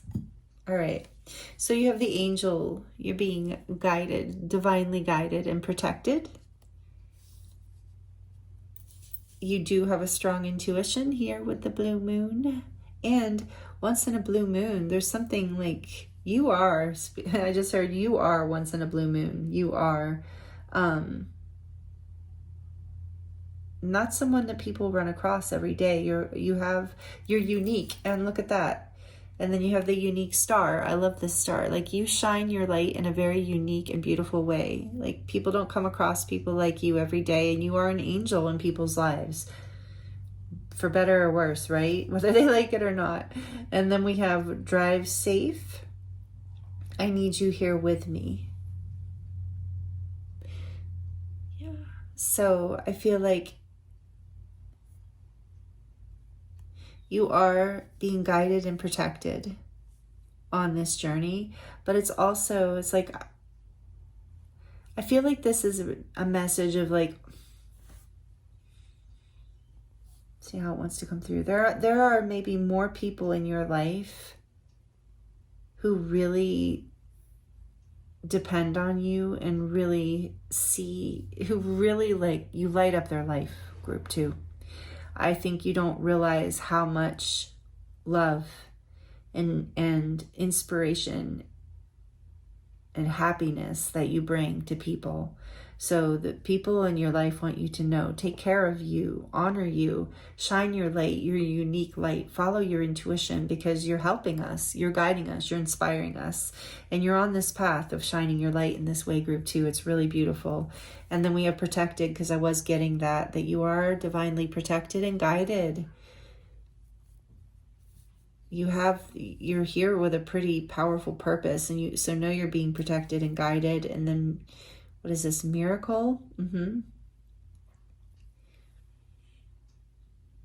I do feel like there are miracles coming in for you, but you also create miracles for others, group 2. Forever. You have this energy of loyalty, dedication, ride or die, standing up for people in the right causes. You're a forever kind of friend, partner. It's beautiful. Love, yes. You have a lot of love in your heart, a lot of love in your life. A lot of people love you. I think you're much more praised and loved than you really know, group 2, and that's coming through this reading strongly. Protected twice. You're protected, your loved ones in your life is protected. This path of you, whatever this creative wish that you are manifesting is protected. This creative project, this creative desire. You're healing with this Hansa hand here, but another symbol of protection. Wow. So all these people who are, maybe triggered and possibly sending you evil eye and stuff, know that you're really protected. And what protects you is being in your integrity, in your light, in your heart space, in love. You're protected from any kind of energy like that. You're also healing, and you have healing capacity. I was getting that in the beginning. You're a healer for others as well. People experience you. Your energy is healing for better or worse. Again, here's a feather. Again, you're divinely guided. You carry this energy of the feathered ones, of the messengers, of the winged ones, of the teachers, the healers, those who channel, those who have a specific divine kind of connection. You carry that, group 2. People recognize that in you. And you might be like, maybe you have a job where you're like, how do people see this in me? My job? Well, they see it. It doesn't matter what your career is. It's how you shine your light. It's how you live your life. And if you're seeing feathers around, it's a sign that you are divinely protected and guided. Faith, have faith. Absolutely have faith in this, group 2. Watermelon is here to encourage you to enjoy the sweetness of life. Summer season might be relevant to you in some way. We're in that now in the Northern Hemisphere, but so watermelon is just about the sweetness and nourishment of life, to enjoy life, to take some time out with, like Spirit was guiding you. Also be flexible with the palm tree here. Balanced. With the and you have red and green twice, so you don't have to be Christian, but maybe Christmas time season is relevant. But this is either complementary colors, red and green. They go well together. They're easy. There's ease to them being together. So there's this message of sweetness, ease, flexibility, which is what that Knight of Pentacles was insinuating as well. Allowing yourself to remain strong and flexible at the same time. And then last but not least, we have the little white rabbit, which is to me all about fertility. And also I'm hearing like your mysterious nature. There's an aspect of you that is very like divinely lit, and so others like are kind of inspired even by that. There's a mystery to you, but also this is just this rabbit saying that you are very abundant in your life in all ways, and that is coming in. This creative energy is very much a part of your incarnation in this life and your experience at this time. And so to really lean into that and know that you are being encouraged to continue to shine your light in that direction. Wow. Beautiful messages, group 2. I thank you so much for joining me here, and especially if you're with me all the way to the end of the reading. This was a long one. Thank you so much. I hope the messages were helpful, and thank you for shining your light and being such a powerful, amazing human on the planet. And thank you for being a part of this collective here. If you're subscribed, thank you. If you're not, I hope you'll consider joining this community and being a part of this channel and this collective energy that I tune into regularly. So thank you so, so much. It was an honor and a pleasure. And yeah, I feel your powerful light. And yeah, keep going, group 2. It's amazing. So beautiful. So love to you, many blessings, and I look forward to seeing you next time. Hello, group 3. Welcome to your reading. This is your reading if you chose the Himalayan quartz point. Beautiful piece. Looks like ice, especially from the bottom. Welcome, group 3. I hope you're doing really well. You also chose the Guardian of the Night Tarot. Thank you for joining me here for this reading, for this new moon in Leo. We're going to be looking at how you are shining your light and all about it. So I was given guidance to do a spread looking at all the different aspects of how you shine your light for you to have reflection around this so that you can open up to more and more of that, because that's what the planet needs, is more and more of your beautiful light. So thank you for joining me here, and I appreciate you being here with me. If you would like a personal reading, that link is in the description box below. And I thank you for all of your energy exchanges and donations and just watching and allowing me to read for you. It really is an honor and a pleasure. So we're going to look into how you see your light shining, and that might be somewhat of a confirmation that this is your group. And then we're going to look at how others see your light shining. I mean, just in terms of the messages here in this reading today. Not so much in terms of, sorry, I got distracted because there's a beautiful raven like right outside my window. And it was holding a berry in its mouth, just like the picture on, if you are familiar with Kim Cran's Animal Spirit deck, it looked exactly like that crow picture, only it was a raven. Wow, that was interesting. Anyway, so maybe raven is relevant and for you, and we'll keep that in mind. But we're going to be looking at how you see. What I was going to say is you obviously shine your light in many ways, but we're just going to look at what Spirit would like to talk about in terms of that and the energies that we're in right now and what's currently happening in your life whenever you land on this reading. So we're going to look at how you see you shining your light, and that might be, like I said, confirming for the group you chose. And you might have messages in more than one group because there might be many ways that you're shining your light, like I said. But here we'll see how you see it, and then we will look at how others close to you see you shining your light. And we will look at how strangers or acquaintances see you shining your light, and how Spirit sees you shining your light right now. What aspect they want to talk about, or your spirit guides and angels Source wants to talk about right now. I don't know if Source wants to do anything, but spirit guides and angels.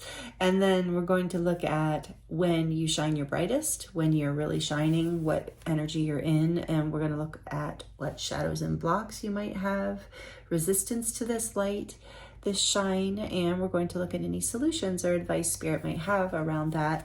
And we're also going to get into Oracle deck messages at the end to bring in some final messages for you and bring some depth and advice, I guess, and ways to the reading. And then we're going to close out your reading with the baby tarot, which I haven't had out in a long time. They're so cute with these little baby tarot.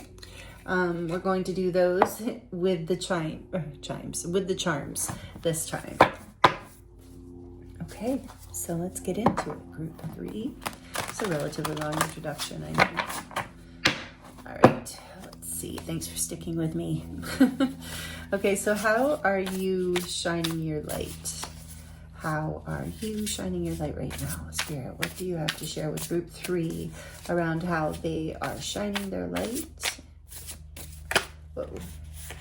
The Ten of Wands and the Knight of Wands.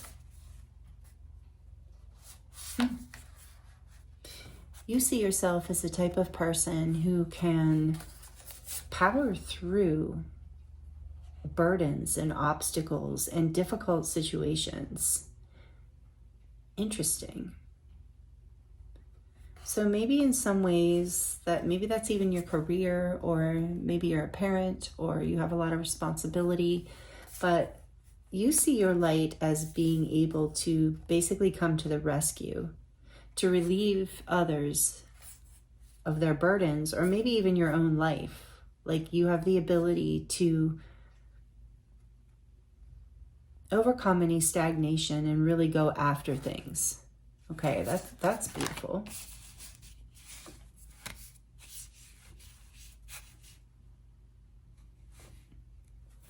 And let's see, how do others close to you see you? This one wants to talk.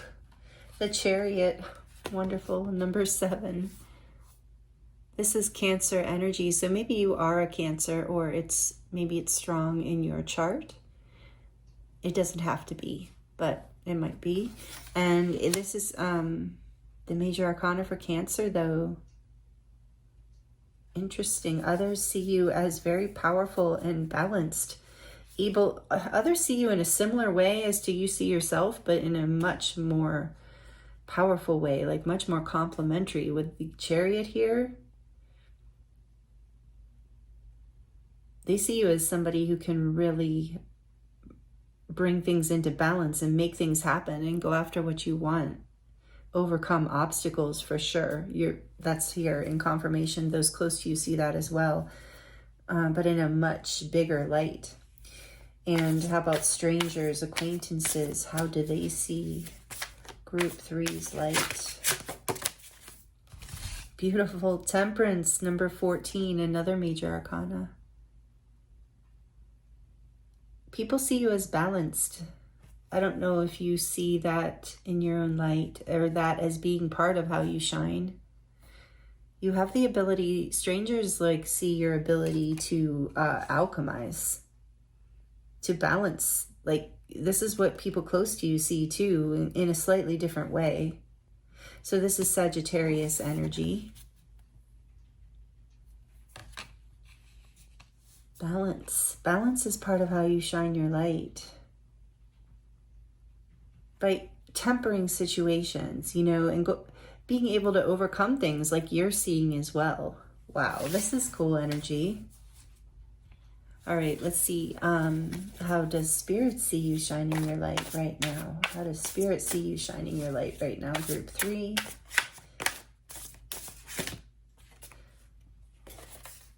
The 8 of Cups. Interesting. Being willing with this lion here, lion. This tiger here, it's like being willing to be fierce again, to go after, along with that energy. So Spirit likes this about you too, or sees this as part of your light, your independence and your strength, your almost like warrior energy, your fierceness, but also there's a softness here too, and people see that as well, but especially people who don't know you very well, maybe they don't see quite how intense you can get, because they just met you, but they do see that you have this guided, that you're guided. There's something about you that's a little bit magical in a way, in the sense of I think everyone, there's a sense about your light that you can accomplish things. You're a problem solver. You can fix things. You can intervene. You can rescue. You can help. You can take things on and walk away from things that don't serve you. So in this case, Spirit is saying part of your light that Spirit's seeing you shine and the Spirit is happy about is your ability to choose what makes you happy, to walk away from things, even if it's hard, if they don't really serve your light and if they're burdening you in any way. This is something Spirit considers to be and maybe you've never thought about how much strength that actually takes as a person, to be able to break your own heart sometimes in service to your higher self, to your higher path, to your self-respect, to even just your soul's calling, your longing, what you know is right for you, walking away from things that at one time maybe did make you happy, but like being willing to see when something has reached an end, or you've outgrown something, or something has become burdensome, like you see. So this is all like in alignment. It's kind of interesting. First group that I think has been this aligned. They've all been pretty aligned, but this one is like really, yeah, interesting. I feel like there was one more. I know I didn't do this for the other groups, but I feel like there's one more that wanted to come out around what Spirit sees. What is it, please, Spirit? I felt one more. This is one more.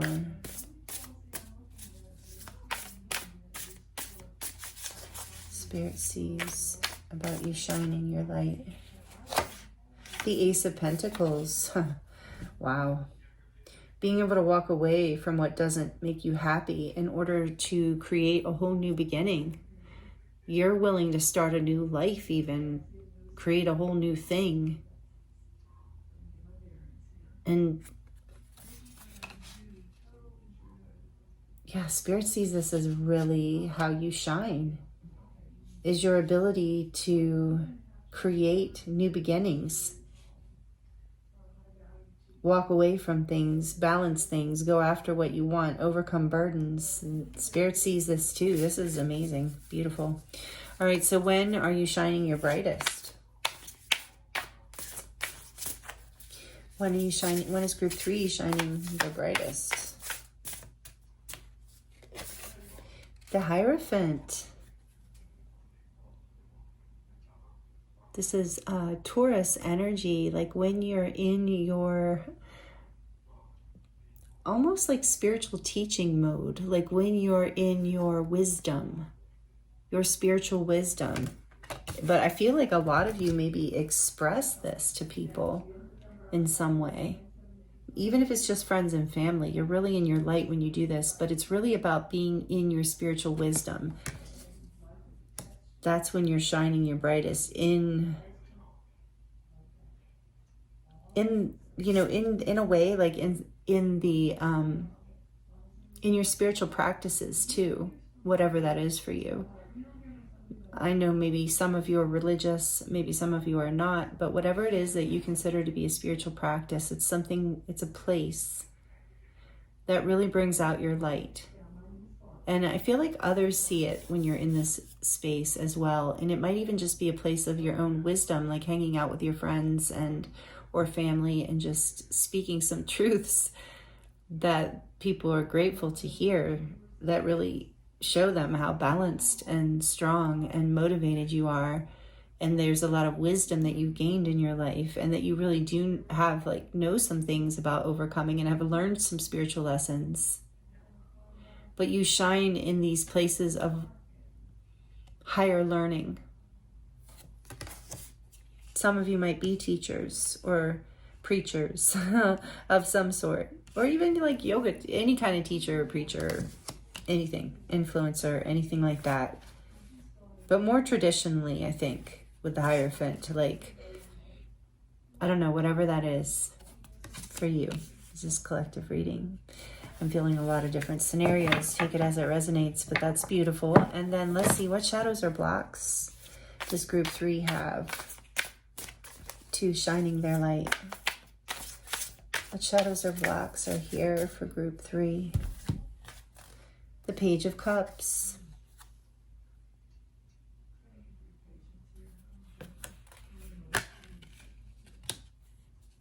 What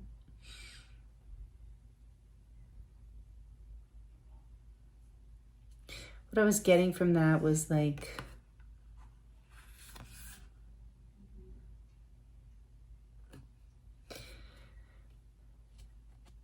a level of like not taking yourself seriously. I do love the Page of Cups energy, but as a block, it's like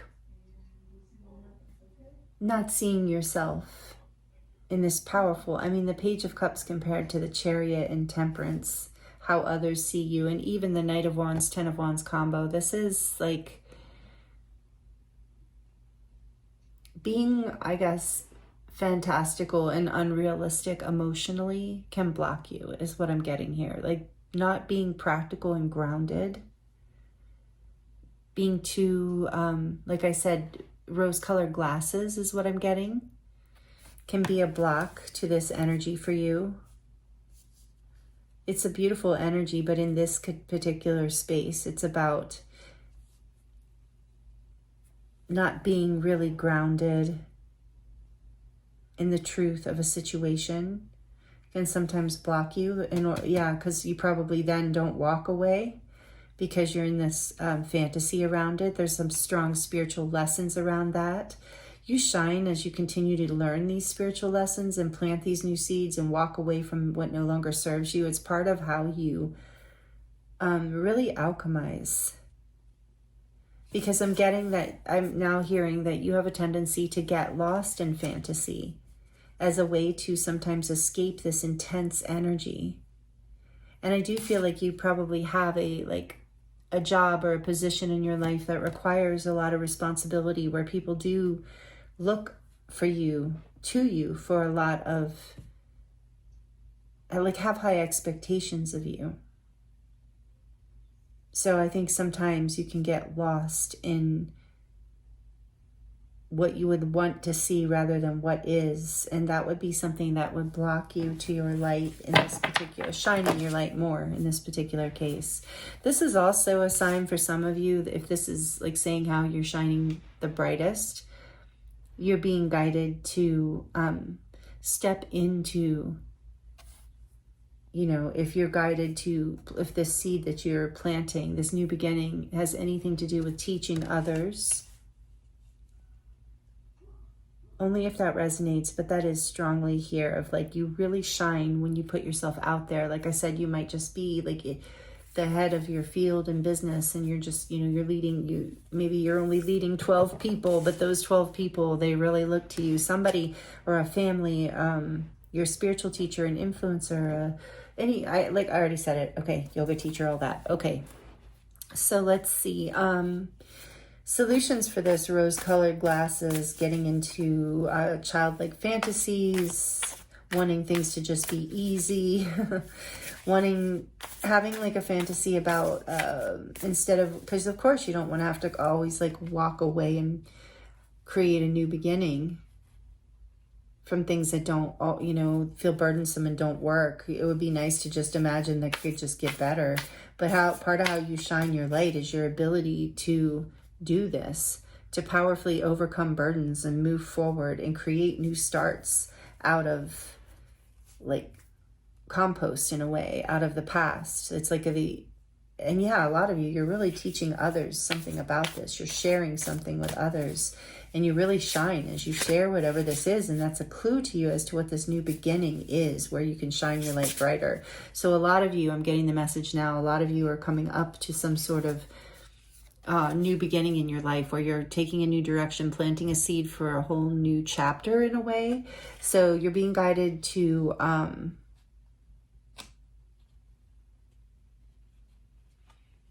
really balance this decision, like between like all sides kind of thing. Don't get lost in fantasy, and don't also get lost in the other side, the two, being overly practical either. All right, let's see what else I kind of, what are the solutions here? What are some advice for group 3? The Hermit jumping out. Number 9, Spider. Cute little spider. This is Virgo energy, so more earth energy. You are being guided to really take the time out to heal. Others are probably seeing you do this. It's part of how you will shine more of your light, is you taking the time out to find that light, to really heal and introspect and get very clear on what it is that you want, like where you want to plant this seed, what you want to create. There's a huge spiritual lesson here, and you're about to shine in this, with this pentacle being gold too, and the owl and wisdom coming through. It's just, it's so, and you stepping into your power with that tiger. So Spirit, with this spider too, encouraging you in this time out, in this time of reflection, as you're bringing yourself into balance to move forward, as you're overcoming and learning this spiritual lesson, you're being guided to write a new story, to let go of the burdens of the past and to write a new story. It's part of your, how you shine, is you create the next step, the next seed, the next direction for this new chapter. Using this block, alchemizing with this energy here, bringing this fantasy energy, turning it upright into creative energy, inspiration, so that you can create a vision for what you want to, the seed you want to plant and the direction you want to take that's actually sustainable. That's part of the spiritual lesson. Still being creative, but making sure you take the time and the energy to get really balanced and clear on what it is you do want to create, not just running forward and overcoming burdens without thinking ahead. You're taking the time out to really use this part of your mind, this imagination part, this like creative part of your mind, to balance out what direction you want to move in next and where you want to plant the seed. On the back of the deck, we have the Seven of Wands. Yes, you've been in a place of feeling like you had to defend something here, fight for something, overcome something. But as you retreat into this hermit energy, you're being guided to withdraw from the conflict, withdraw from people maybe a little bit, take some time out a little bit, just so you can take the time to use this creative energy, not to bypass what you need to see, or not to just inspire you to take a leap recklessly to overcome a burden, but not really have a clear direction to go. You're learning how to balance this chaos out. What feels chaotic, take it as it resonates. To walk away from what no longer serves you and it isn't making you happy. The Four of Swords is behind that. So yes, time out to contemplate, to heal, to think about things, to plan what you're going to do next, but from a place of rest, from a place of peace. You are going to receive the enlightenment that you're looking for on this, on how to move forward in a way that's gets you where you want to go. Because I feel like there was a lot of like false start, like over rushing, making rash moves almost, take it as it resonates, in order to just get over something. And you're learning how to basically mature that energy and use it for creative force of manifesting a new story in your life. And this is how other strangers actually see you, as that energy. Strangers see your alchemical power. So you are shining this light out, and those who are close to you also see your ability to bring chaos into balance. But Spirit sees here, and you see that the personal lesson here has been, spiritual lesson has been walking away from what you need to walk away from in order to make this decision of a new beginning something solid, something that lasts, something that you can actually achieve.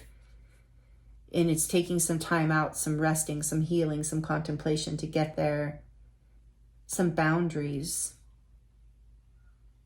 But this is how you're shining your light. You're shining your light by being someone who has the ability to really alchemize and overcome very difficult situations. Like I said, you're a bit of a helper, rescuer, fixer, problem solver. Maybe I don't know what you do for a living. Some of you, like I said, are teachers, but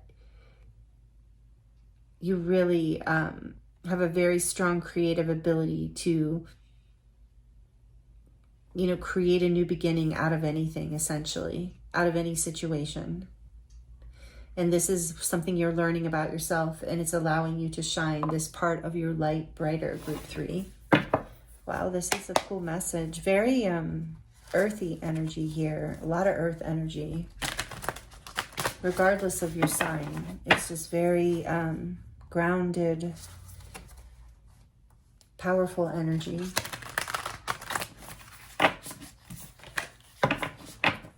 And that restful, deep, restful energy too, bringing things into stability after chaos. Okay, what else do we have here about group 3, how they're shining their light right now? Please, Spirit, what else does group 3 need to hear? We have this beautiful earth. And it says, forget not that the earth delights to feel your bare feet, and the winds long to play with your hair, by Khalil Gibran. Yes, don't forget to smell the roses and enjoy life. So this is while you're resting, you know, maybe take some time out in nature. Yeah, for sure. I feel that nature is very helpful for you, very inspiring for you, very healing for you. What else does group 3 need to hear about how to shine their light? That helps bring more light to you, connecting with nature. And then we have, you are a rare find. Absolutely, I feel that here. With the crystal, some of you might be crystalline, crystal children, crystalline star seeds, however you see it. It's for some of you, but you are a rare find. Either way, it's like, yeah, you are, others see that too with the Chariot and Temperance is, and the Hierophant here is how you shine. You have unique gifts that others really are inspired by, and you are starting to actually discover this yourself, I think, is the key. And let's get one more.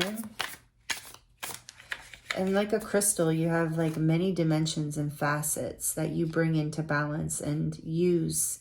You're learning how to use these different aspects of yourself in a way that is very creative and creates really magical things. Like, I love this Ace of Pentacles in this deck, how golden it is. It feels like there's just so much like beauty and alchemy in the things that you create. And then you have the Cardinal, and it says, nature always wears the colors of the spirit. Beautiful. So more about nature and you getting into nature. And then the color red, so vibrant and alive. Yeah, fiery also. Someone who inspires people, who, in that grounded energy too, that you're very grounded. You feel very, as you move through, as you learn to shine your light more and more and more, it comes from a place of being very grounded. Like, you might not see yourself as this beautiful, rare gem that you are, but others see it. You might just see yourself as someone who's like kind of fiery and pushy or reckless or brave, which you are all, or maybe not pushy, but you are brave and you are fiery, at least in your, when it's one aspect of your light. But there's so much more to you. There's like this grounded, beautiful, inspiring aspect of you that others actually really see. And that I think as you learn to embrace your light more, you will bring in blessings in your own life and for others.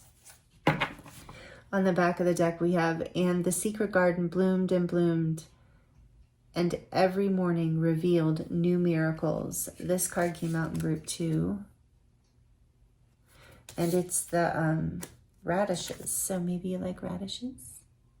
But this is about, you know, those hidden gifts and your ability to see beyond the veil in a way, to your ability to see your intuition and to... That's part of this Chariot and Temperance energy, being able to balance and create something new, fix something, like create something new, like, okay, that wasn't working, watch, we can break it down like this. Look, you are magic, yes.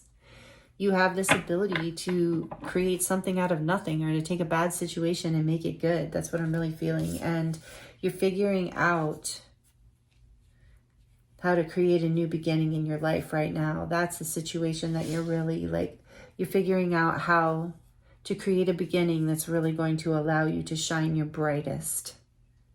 And it's to not even be in chaos anymore. To just be this like in the flow.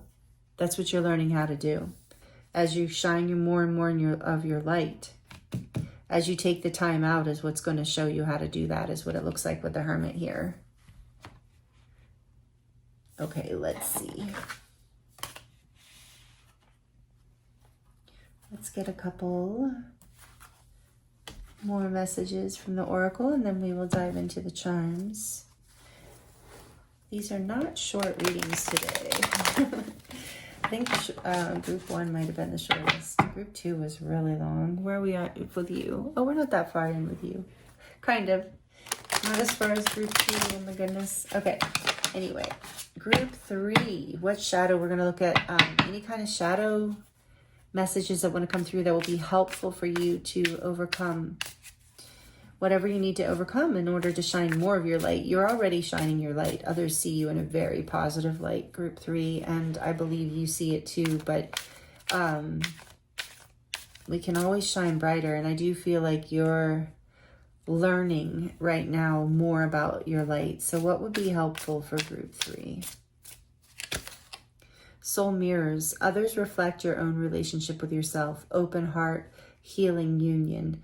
So looking at, you know, any kind of obstacles or difficulties that come up as an opportunity to grow and be curious about, to see as something you can learn about yourself rather than something that you feel helpless or out of control to, will help you shine brighter. It'll help you see clearly what you need to see in order to really, I heard, love yourself more, because I'm just getting for you, group 3, intuitively, that you don't see yourself in the light, the beautiful shining light that others see you shine.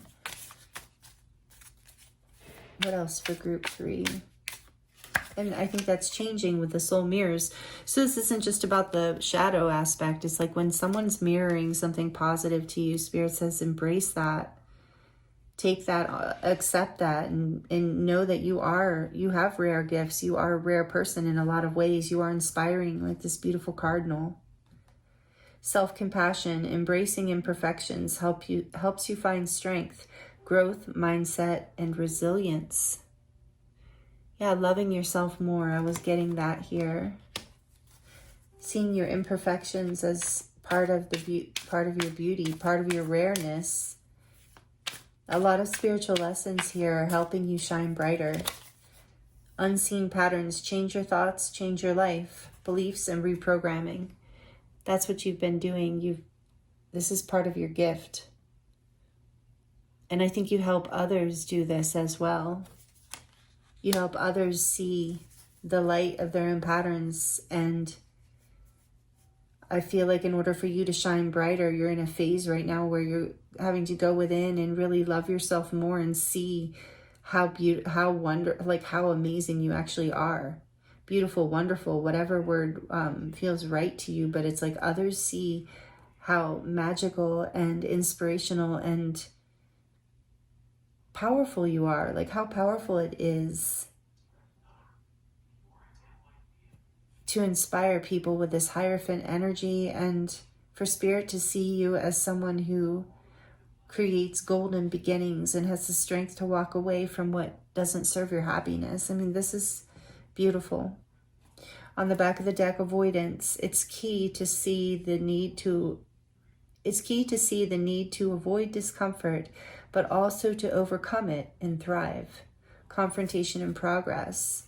So I think that's what the time out with the Four of Swords and the Hermit is giving you, an opportunity to not avoid things, but to really face what you need to face so you can bring things into balance and make a decision to move forward, to overcome burdens or whatever situations are going on in a way that's sustainable, that creates a blessed new beginning that we're seeing here, that Spirit's excited that you know how to create blessed new beginnings. I feel like you've done this before, group 3, that you're up-leveling. I'm seeing like a spiral path also with this Hierophant, this spiritual lesson.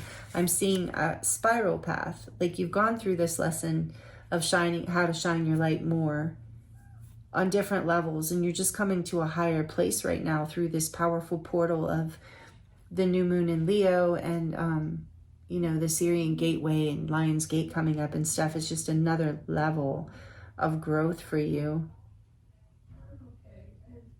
to really come into your power and magic that other people see you in, so that you can continue to share these lessons and these gifts with others as well.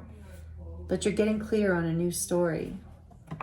I feel that here, and this new story is going to allow you to shine even brighter.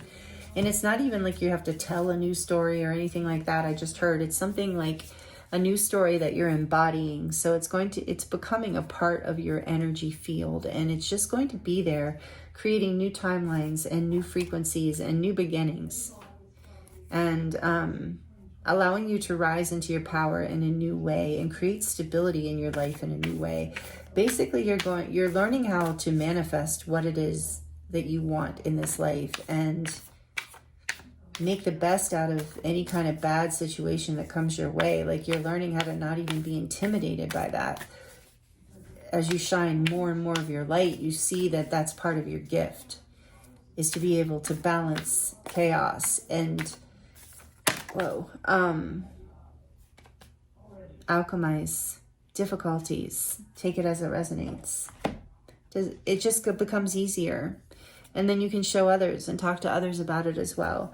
You have take a break. Again, the Hermit and the Four of Swords. So Spirit really wants you to know, in order to shine more of your light, you're being guided to rest more. Take a time out, at least until you've alchemized this spiritual lesson. So it's a life's work, not a season. Get off of the treadmill.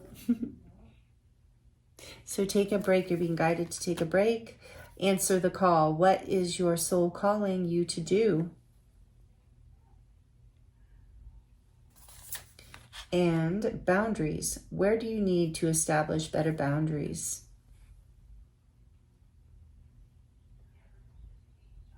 And you're getting clear on all of this as you take this time out to reflect.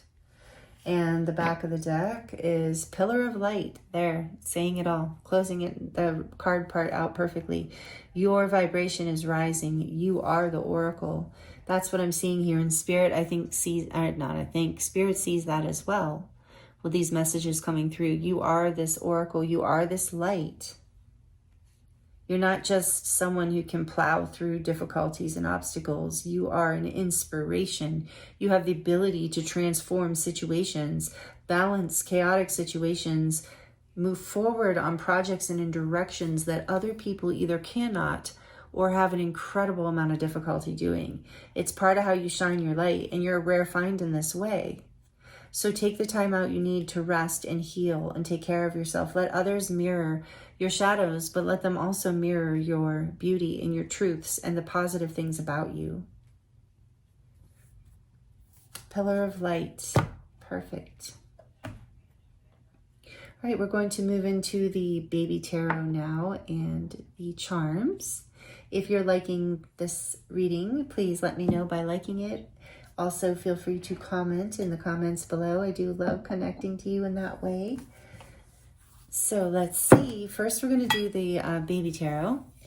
Let's see what messages want to come through for group 3. Final messages from the Baby Tarot.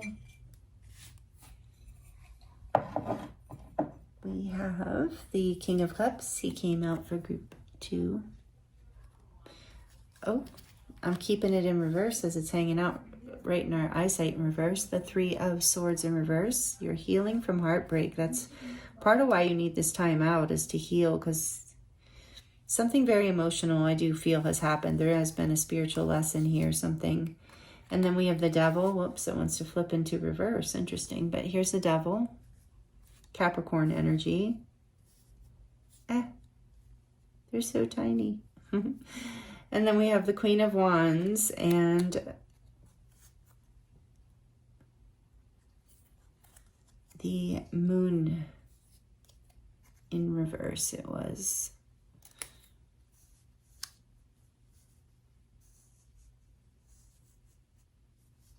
And then that is Pisces and Cancer energy.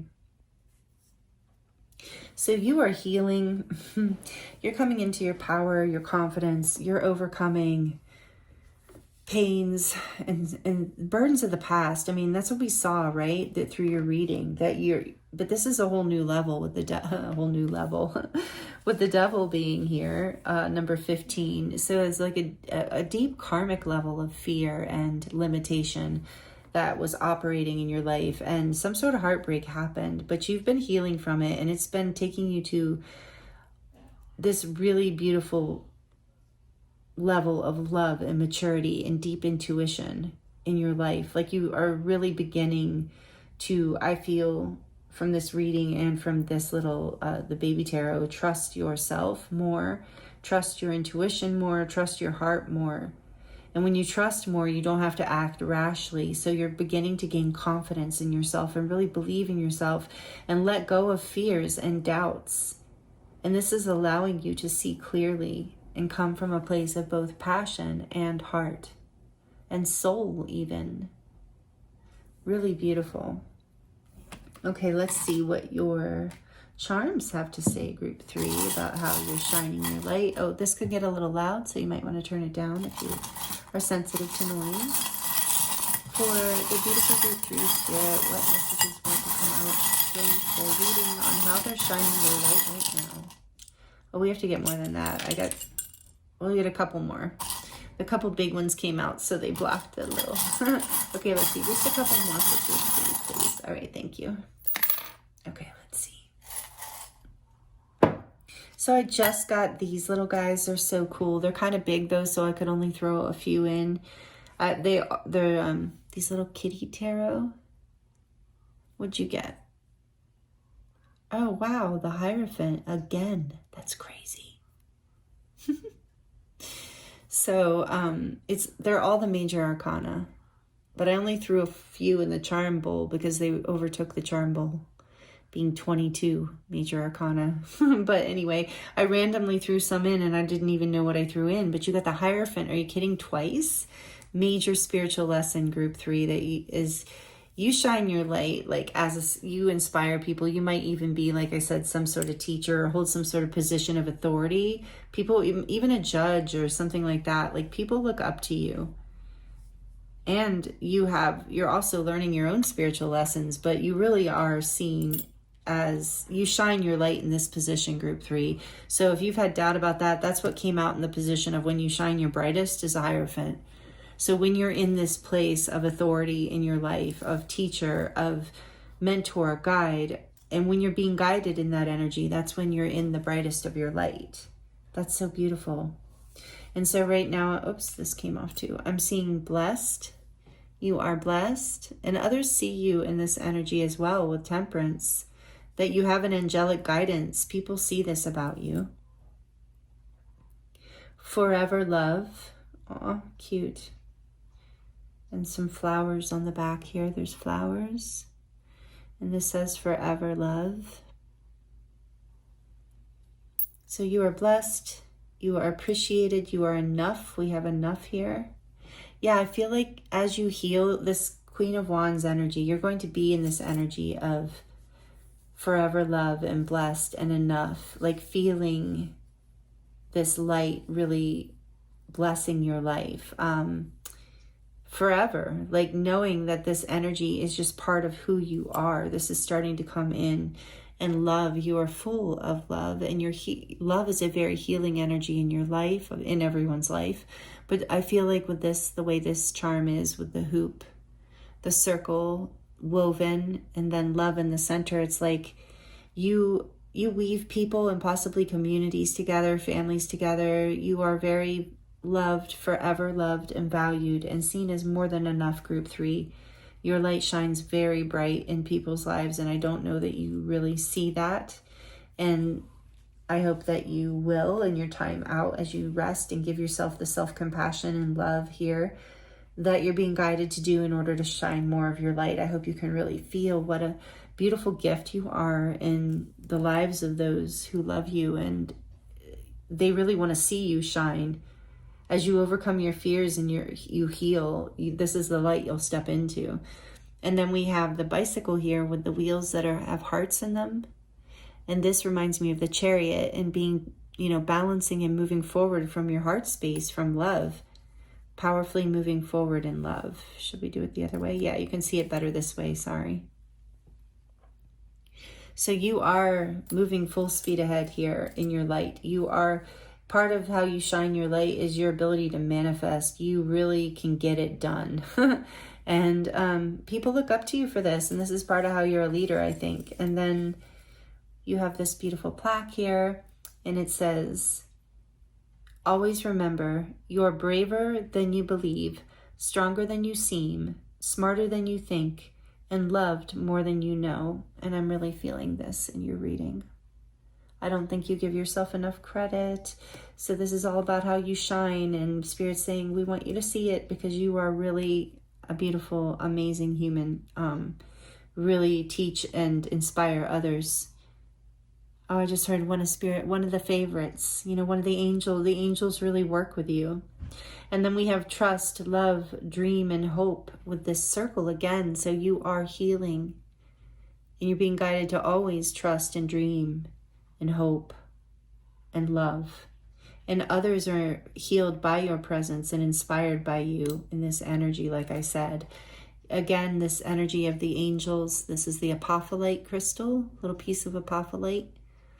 And apophyllite is healing for the mind, the mental energies, but also it's a connection to the angelic realms, and it helps raise your frequency and align you to angelic frequencies. Again, that Hierophant energy. People see you as, you know, some of you are spiritual teachers or do something like along those lines. It's very spiritual, or, you know, is very loving, giving, something like that, where people really look up to you, generous, teaching, something like that. Then you have the elephant with its heart on, a heart on the back, and that is about good luck. It says buena suerte on the back, and so yeah, luck is on your side. I just heard that Sagittarius energy, that other people see you then that way, as other people see you as blessed and lucky. And that's why a lot of people look up to you and see you as a mentor. You really shine your light in that position. Even if, you know, you're like, well, I don't really have that position. It's like you do, though. You know, even if it's just like you're in a store and somebody comes up to you and asks you a question, there's something about you where people really feel like they can see you shining as you're speaking the things about your knowledge and the things that you know. Yeah, you're a star. You shine bright. You inspire others. You give others hope with the little star there. And a butterfly, you are transforming into more of your light. I heard that a lot of you went from the caterpillar to the butterfly, that you've come out and there's just more. It's those spiral levels of like, you're just learning how to be freer, or like fly free, you know, to really be in this butterfly energy of freedom and transformation. Alchemy, again, a lot of people see you. Maybe some people have seen you change, seen you come up out of something and heal, and they're very inspired by it. And with this butterfly being pink, it's also this energy of unconditional love in the heart. So your heart has healed, and it helps others heal with the soul mirrors here. And then again, we have another heart with the vines growing in it. And so it's like you have an abundance of love. Your love is very nourishing and grounding for people. With the Hierophant energy too, you really help people heal their hearts. That's part of how you shine your light. Group 3. Wow. Beautiful messages for you. It was an honor to read for you, Group 3. Thank you so much for being here with me for this new moon in Leo, and all about how you shine your light. I hope the messages were helpful for you and insightful. Let me know in the comments if you'd like to share. I appreciate you so much. I'm sending you so much love, many blessings, and I look forward to seeing you next time.